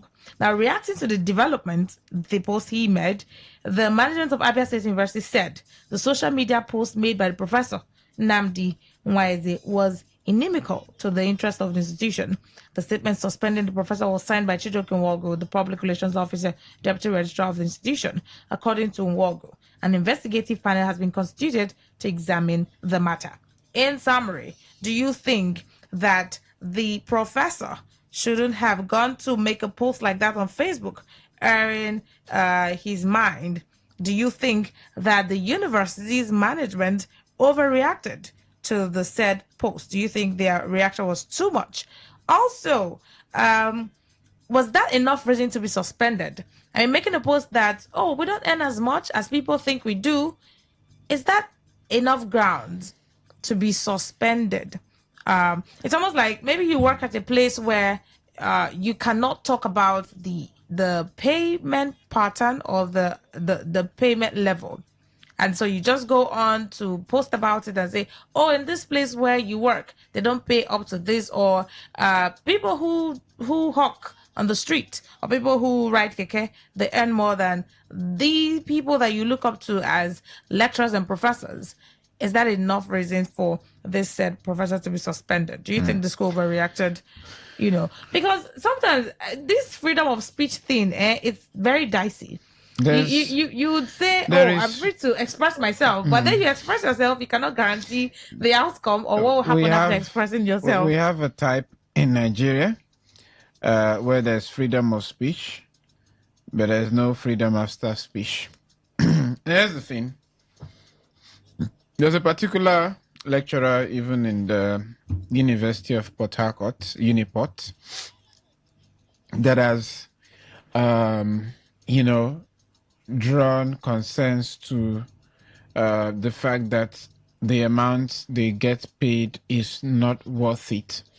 And unfortunately, we have found ourselves in a society that thrives on a lot of comparative analysis, where people tell you, we've been trying to battle the idea of school is a scam and is not, and all of that debate going back and forth. So let's say we even do the math to say at minimum, a tricycle rider is able to save 10,000 naira every day. If you multiply that in a month, it's about 300,000 naira, right? Yeah. Aside every other cost, the net cost and everything that they have to incur. But if you come to the higher institutions, some schools, it varies across different schools. Some schools, able to cover up to 1 million naira and all of that for those who have attained professorial status. But in others where it's not functional, these people get to feel less of themselves. And being in the academics is not just enough because they encounter costs on a daily, costs such as payment for certain journals and having to publish articles. They pay for conferences. They even pay for the certificates that they get. And you don't want to talk about the stress of controlling this population in the school. So sometimes when you look at it, it becomes very overwhelming. That is why for a lot of the jobs that we do, it's about the love. Yeah. Nowhere in the world where you can actually have a complete balance. A songwriter says, you must eat, but it's not easy to work. I think it was Ayesta in one of our songs. Okay. So the school had actually acted out of insecurity. And the school saying that the post was inimical to the institution and what they stand for. Do you think that a post like that, was it coming from, do you think it was coming from a place of trying to rubbish the school's image? Not at all. Or trying to make the school look like they don't care for the people who work there? Not at all. Because you make a post with maybe you're trying to express something, and you cannot tell how the other party takes it. Now, the other party takes it in the way that, oh, you're trying to paint us black or paint the wrong image of us to the public. He made a post and said that the professors in the school here do not earn up to 400,000 naira. He did not mention anybody. Now, the school saw the post and decided to take action and suspend him with immediate effect, because according to the management of APSU, he made a post that was inimical to he did not the actually naturally image. call out his school like some people will call dragging. Yeah, or right? drag on social media. He's just pointing at the obvious, which again, he's human. Maybe that would have even seated within some disciplinary committees to just talk and signal warning to him, not to the extent of where to begin to make the headlines. It's not easy being in the academics. I can tell you firsthand. I have people there, and I know what it feels like, the struggles that they go through on a daily. In fact, sometimes I pity some of our lecturers because they fall among the set of people who should be going for therapy from time to time. They hear a lot of rubbish, entertain a lot of nonsense from some students who are uncouth. So these are some of the things that we need to actually consider. And the pay is not that enticing. I don't see a reason why anyone should. And when he mentioned the tricycle riders, tricycle riders are not any less of humans. Mhm. Some of them are master's degree holders. Some of them just use those businesses for their time, when they have less time on their hands. When they have more time on their hands, they get to attend to it. I know of an officer whom, when he's not on duty, he just picks up his keke bus and he hits the road. It's all about survival. When people tell you about multi-streams of income, they're not basically telling you about the impossible. They're telling you about what is actually possible and what you can do. So if the lecturer at that point had gotten to the level where his frustration had welled up. Yeah, You so should you be just had to allowed express to it. express and not some punitive measure sitting somewhere. What it means is that if tomorrow there is a bigger challenge, people within that school will not be able to talk, and it's an unfortunate thing to happen within APSU.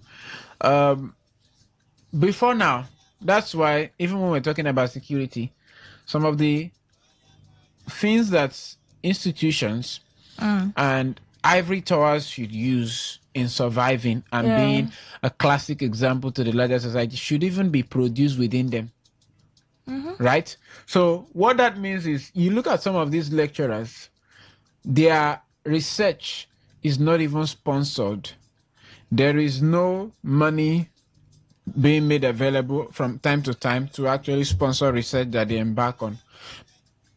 Prior to this particular time, that was very much a fund that you can activate in the university. So if not for TED fund, maybe some lecturers would have been We're not going able home to, yeah. with dreads because TED fund had made it easier for some state and federal schools to actually, build classrooms, install air conditioning system and all of that, even though after some months such a condition system would be overgrown with cobwebs, but at least you have something you can call an environment. So suspending that young man, It may just be the way they, yeah, and then also maybe the way they took the post.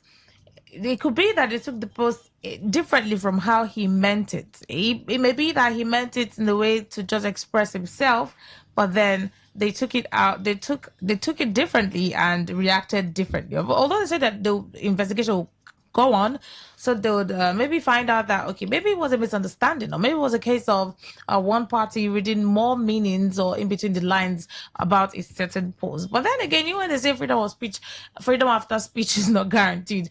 But then I would like to get your opinion about the matter, right? If you think that making a post such as that is enough grounds for a lecturer to be suspended, do you think the lecturer should have made that post?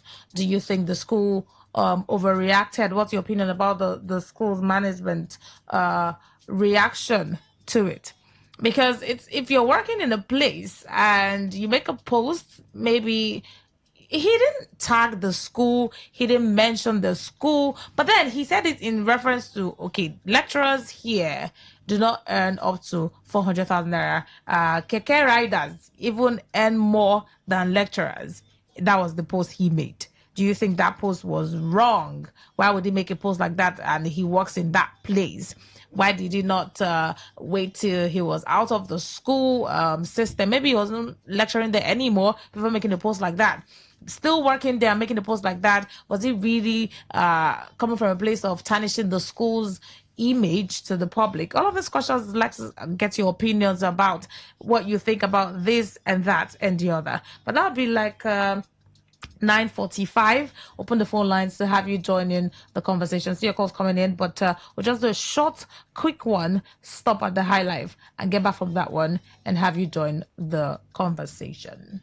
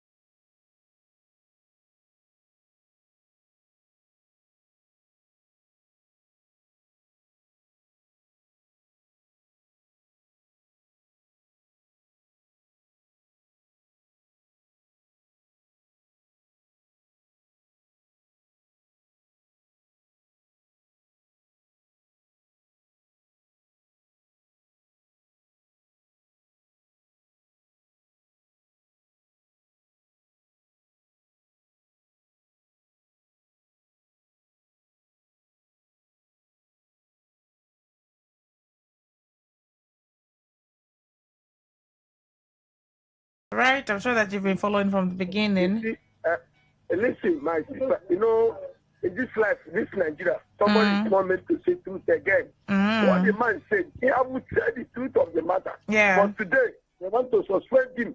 He haven't said maybe what they were earning in that university. It's not okay for them as a university lecturer in that university. They have to say the truth. But today, they now suspend him because he's saying the truth. That's where you be working. People who are looking at you, you are earning much. Like in all these days, people are think that we are earning much money. But they don't know. When I go into them, I found that they are earning nonsense. It's not what the work they are doing. The money soldiers are earning, it's not what they are doing. They have to earn much in the same thing, this lecturer. But how much the senators are earning?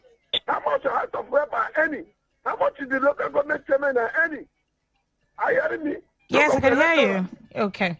So you don't think the man making that posting about it on Facebook was wrong, in your opinion? It's not wrong. And do you think the school overreacted by suspending him? Whoever there at over that, he said the truth. Okay. Maybe after the expenses of officers, present condition of this government, nothing remains them in their hands again. Okay. That's why he made touch. All right. That cannot warrant to suspend him. Okay. Let me stop here. Thank you. All right. 0810-951-0951 about the lecturer who was suspended by the management of Abia State University over a post he made on Facebook saying that lecturers do not earn up to 400,000 naira there. I mean, the lecturers, the professors, working, lecturing there. And he said that the cumulative earnings of some keke drivers or riders is even more than what lecturers and professors earn. The school saw the post and decided to suspend him with immediate effect. What do you think about it? Hello, good evening. Yeah, good evening. Welcome. Yes, Honorable Christian. All right. I don't really know why. I don't know if I will call this Antichrist or bad belly.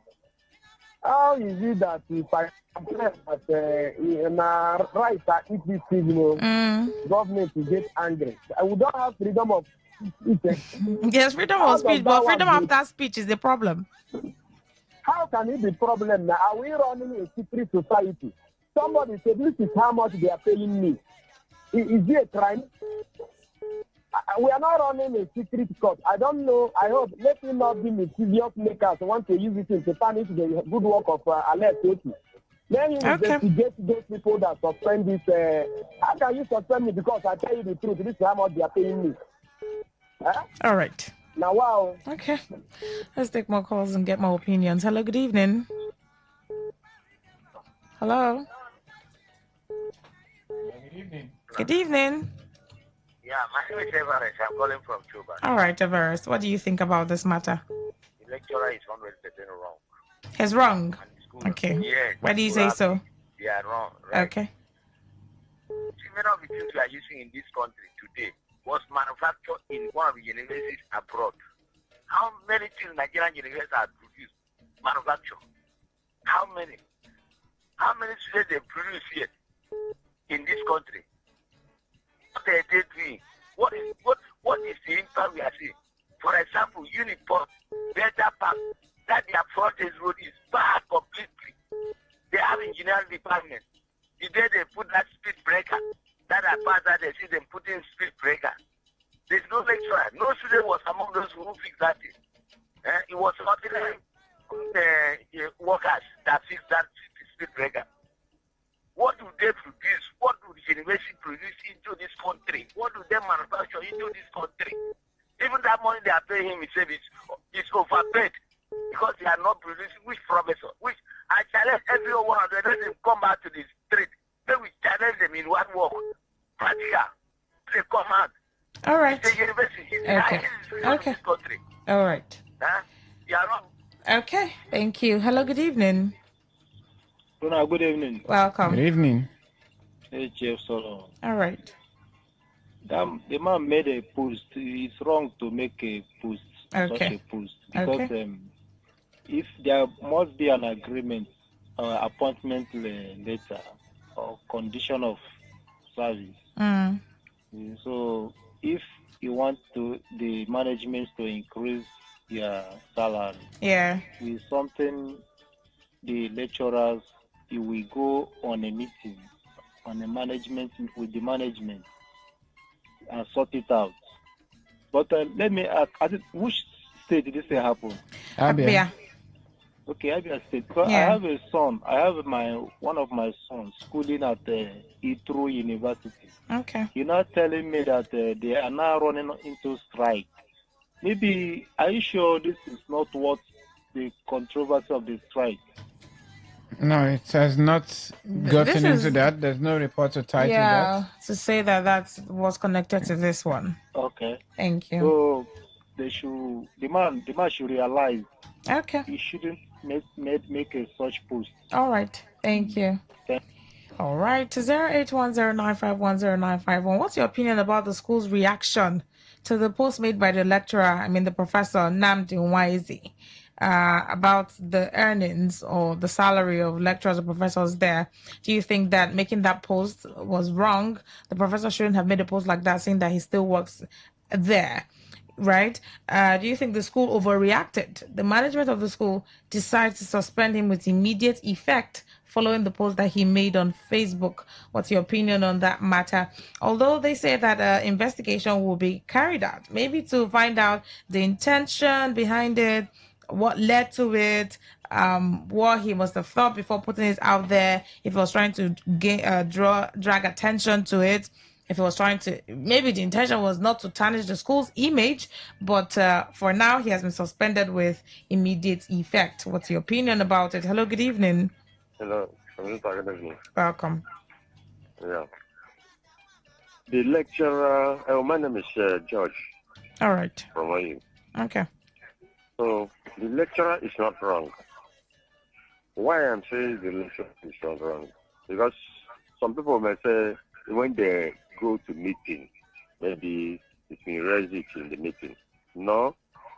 If they go to meeting, he raise it in the meeting, they will still, maybe they can sack him, sir. So okay. Hear it by air. It's okay. Let everybody hear it. All right. Thank you. Thank you. Okay, a few more minutes, we'll wrap it up on here. 0810-951-0951. That's the number to call following the conversation that we're having right now. If the lecturer made that post, is wrong for making that post. If the school management overreacted by suspending him with immediate effect. If the intention of making that post do you think was to drag the school, to tarnish the image of the school, or was just him expressing something or a concern? And if they overreacted, what do you think the school should have done concerning that? And people make posts these days that even the organization where they work, it can affect their work there. Some people make a post about the organization indirectly and they answer for it. Hello, good evening. Hello, good evening. Yes, this please. Is Eric calling from Google. All right. Yeah. To the lecturer, they suspended or dismissed or whatever action they are taking concerning his action. I think let's see that maybe he must have reported to the authority. Hello? Okay. Yes, I can hear you. Go on. Yeah. He must have reported to the authority. Okay. But since there is no response, Yeah. and the best alternative is coming up on her, publishing it for the attention Everyone to see. of people to intervene, if possible. I think that is the reason why it was made or it was. He taken made the in that post on. direction. Okay. Thank you very much. All I right. remain Eric Barango. All right. Thank you. Thank you, Eric. Hello. Good evening. Hello. Yes, please. Good evening. Good evening. Okay, I like to take it from two angles. One, okay, if there was an established regulation guiding people's comments about the institution, and then he ran foul of that regulation, I think in that case, he's wrong. We wouldn't fault the university. Okay. On the other hand, the man drawing comparison with KK riders was wrong. Okay. These are private people. You are an employee. These are private people working on their own. So if you think they are making more, you can join them. I mean, it's wrong to compare their earning with university system. For me, it's wrong. All right. That's where the money is. Oh, my God, check it. Okay. Thank you. All right, we'll just wrap up with this call. Hello, good evening. Good evening. Yes, Linda. please. Yes, please. Well, the lecturer is not wrong, by my own In your assessment. opinion, okay? In Why? my own opinion, it's not wrong. You see, in this country, we fear to talk. We fear to complain our things or what we are passing through in our working places. So this man, and I believe they might have discussed, they might have complained to the school authority over what they are receiving. And now they need an increase. Probably nobody is raising any voice.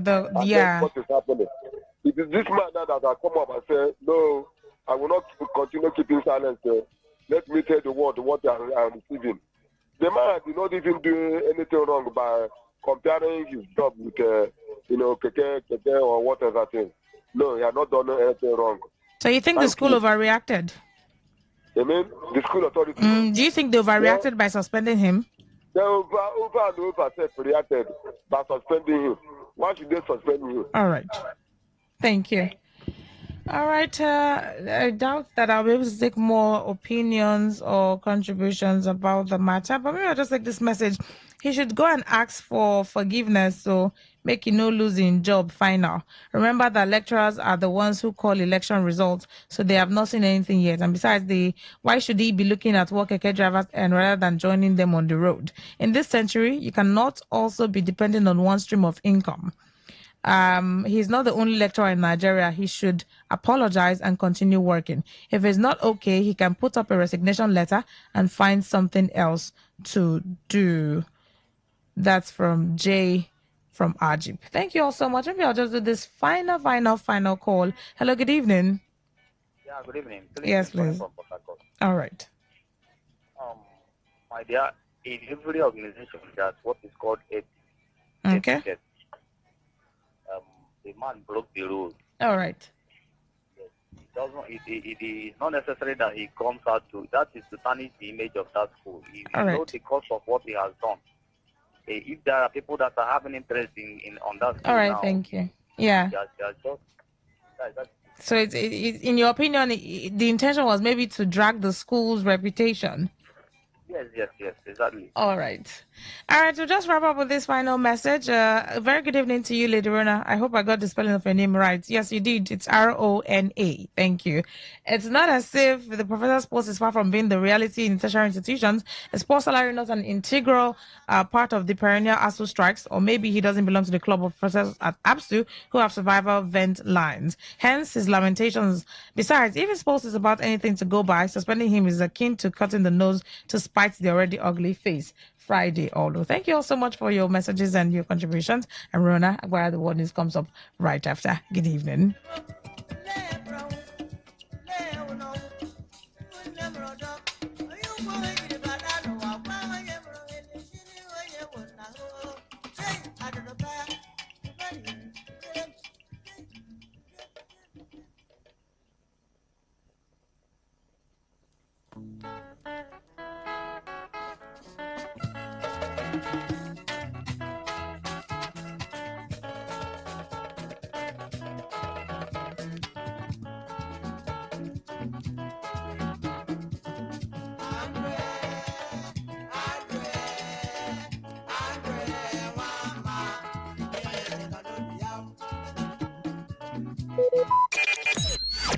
Talk radio. I listen to a lot of talk radio. It's 10 o'clock. Sleep can wait. 1 million naira may not. Open for more with Guinness. Talk radio. I listen to a lot of talk radio. 95.1 FM. Whether it's happening in Port Harcourt, South South, Nigeria, or around the world, we've got you covered. On air, online, delivering balanced news and unbiased analysis. Today, 95.1 FM. This is Today, 95.1 FM, Port Harcourt. News.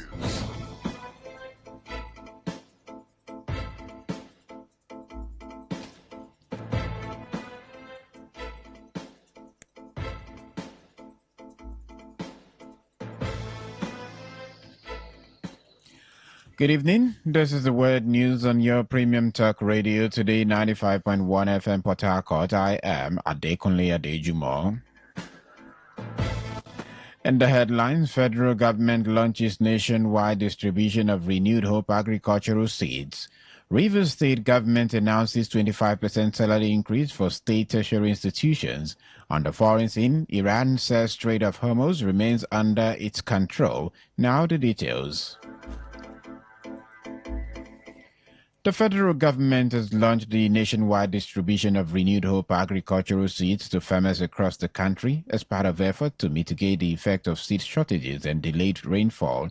The Minister of Agriculture and Food Security, Senator Abubakar Kyari, announced this on Thursday at the official launch in Jigawa State. Kyari said the intervention was approved by President Bola Tinubu to ensure affected farmers received improved seeds within the remaining planting window. According to the minister, many farmers suffered significant losses after early rains were followed by prolonged dry spells, destroying crops that had already been planted. Kyari said the seeds had already been deployed to Jigawa and other beneficiary states, with about 5,000 smallholder farming households expected to benefit from the first phase.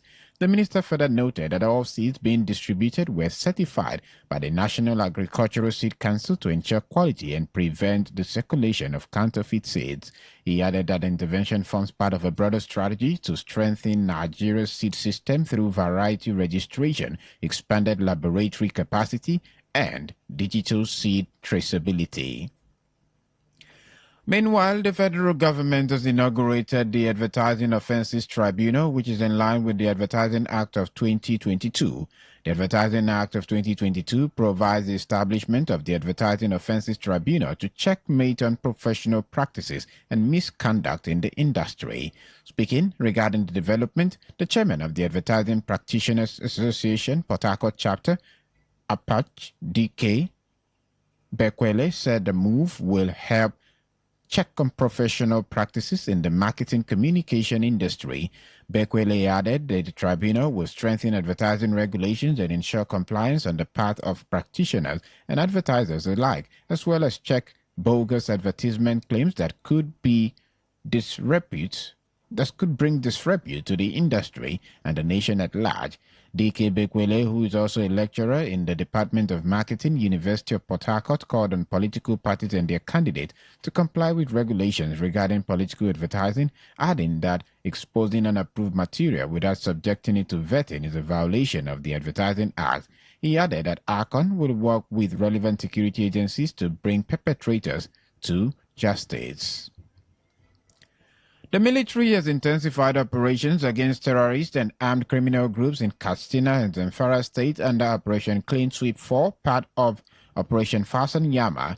The theater commander, Joint Task Force Northwest, said the coordinated offensive is aimed at disrupting terrorist networks, degrading their capabilities, and preventing the infiltration and expansion of terrorist activities across the Northwest. In a statement on Thursday, the media information officer of the Joint Task Force Northwest left that between June and August 2026. The Commissioner of Police, CP Olugbenga Dekpoju, who spoke during the parade at the command headquarters at Moscow Road in Port Harcourt, reassured Rivers people that the command under his watch will remain vigilant and proactive in their effort to combat crime, utilizing an intelligence-led approach to apprehend criminals in the state. Adepoju said the achievements were recorded as part of the command's efforts to rid the state of criminal elements through intelligence-led and proactive policing. The CP, while identifying 3 of the gang members that attacked police officers on stop and search duty in Alu on June 29, 2026, revealed that operatives of the Violent Crime Response Unit VCRU ACU arrested the 3 suspects identified as Madu Abuchi Emeka, the alleged gang leader, Chinedu Owo, popularly known as Doctor, and Kamichi Joe, the alleged armorer. He said the police were working closely with the Military, Department of State Services, Nigeria Security and Civil Defense Corps, and other stakeholders to improve security. Adepoju also commended Inspector General of Police IGP Olatunji Disu for his leadership and support as he urged residents to continue providing credible information to the police, stressing that such information had contributed significantly to the command's achievements. In the meantime, the attention of the Inspector General of Police, Rivers State Commissioner of Police, and other relevant security agencies have been drawn to alleged demolition of fence in a landed property located within a farmland called Orada Farmland in Obodoalu, Nikore local government area of Rivers State by the Gateway Church International. Today, FM correspondent who visited the site reported that fence covering hectares of land was brought down, an action which was alleged to be supervised by a senior police officer in company of members of a local vigilante group in Alu. Confirming the incident in an interview with newsman Stephen Nyegwa, who is the chief executive officer of Delta Technologies and Property Limited, explained how he genuinely acquired the property from the rightful owners, which is members of the Amewule family, Numbodo.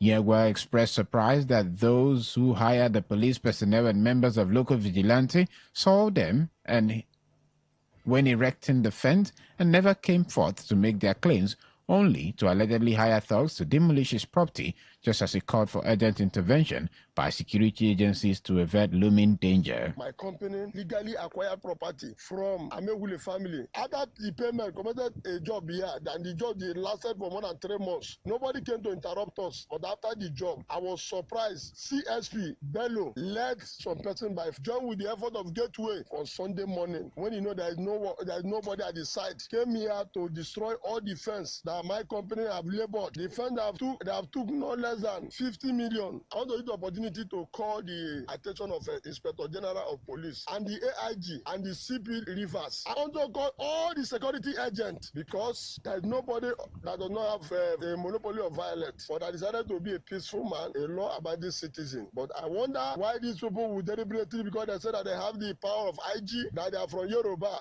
Stephen Yeager, while accusing the Gateway International Church, headed by Pastor George Izunwa, of masterminding the demolition of his property, threatened to use legal means to ensure that those involved are brought to book.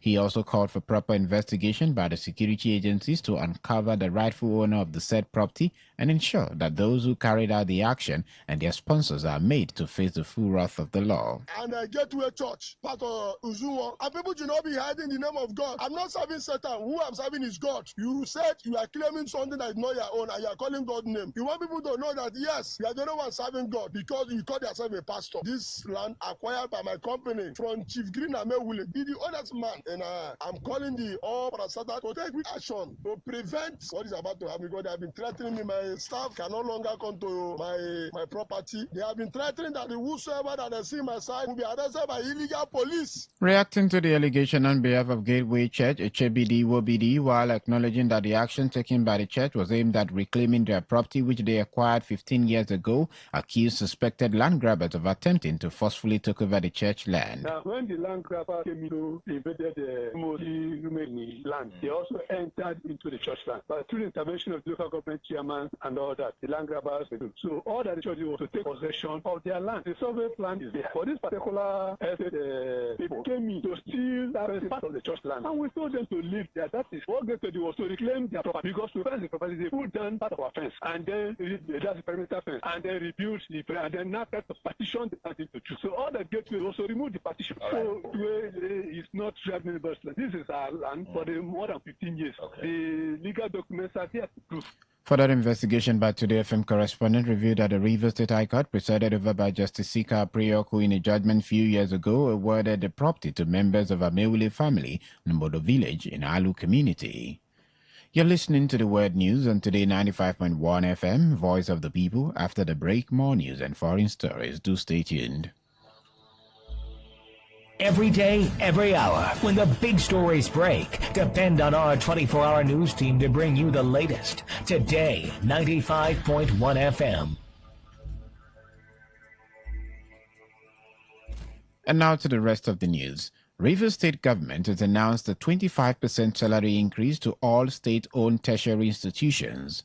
Commissioner for Education, Associate Professor Peter Zwago, disclosed this at Ignatius Ajuru University of Education, IAUE, where he led a team of principal officers of Ministry of Education to a familiarization visit to the institution. He noted that Governor Siminalayi Fubara is committed to keeping the spirit and vision of the founding fathers of the state alive in the education sector and urged the university to justify the gesture by rendering more dedicated services to advance the frontiers of knowledge. I thank our amiable Vice Chancellor and the entire university community. We look forward to a fruitful engagement. Before I say thank you, I want to also inform you, of course, you should be aware that His Excellency Sir Siminalayi Fubara, the Governor of Rivers State, has approved the implementation of 25-35 increase in tertiary institutions in Rivers State. Together we shall build the River State of the dream of our founding fathers.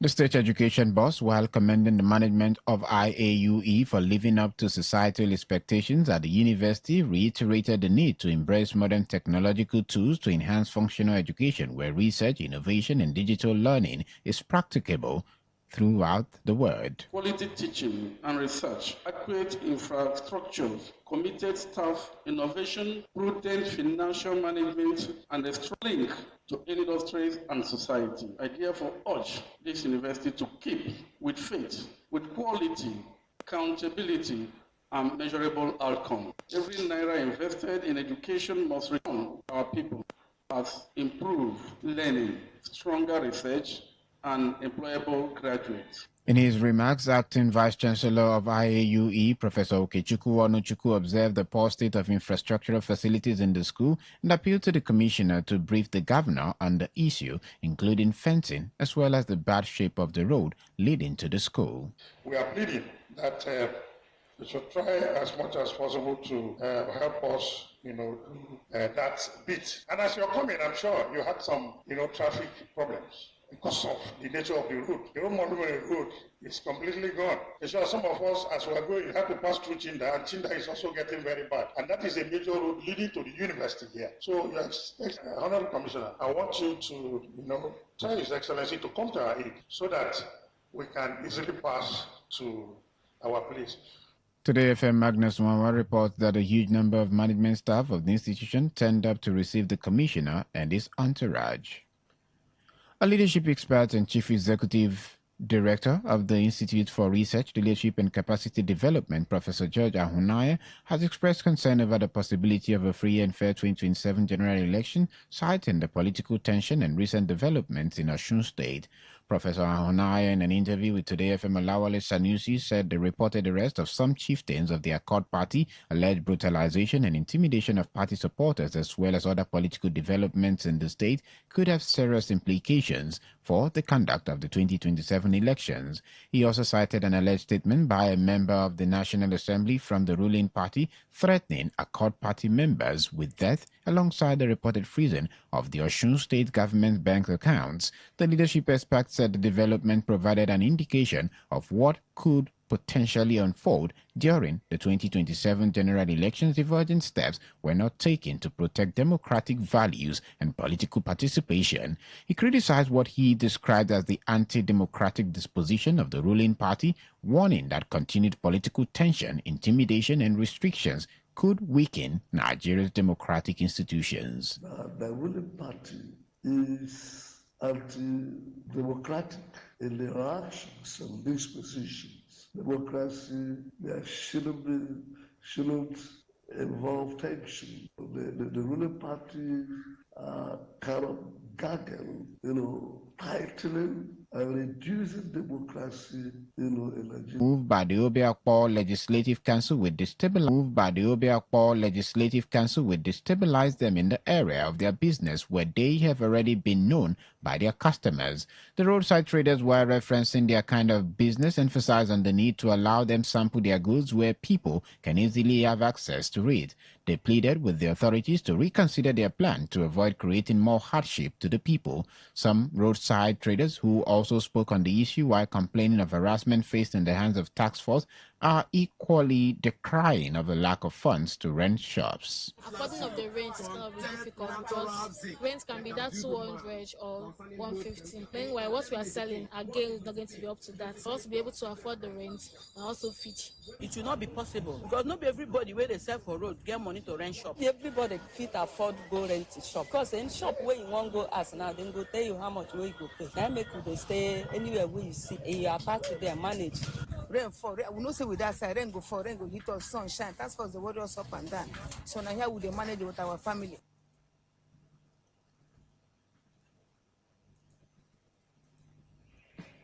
On the foreign scene, Iran has rejected United States President Donald Trump's claim that Washington has taken control of the Strait of Hormuz, insisting that the strategic waterway remains under the management of the Islamic Republic.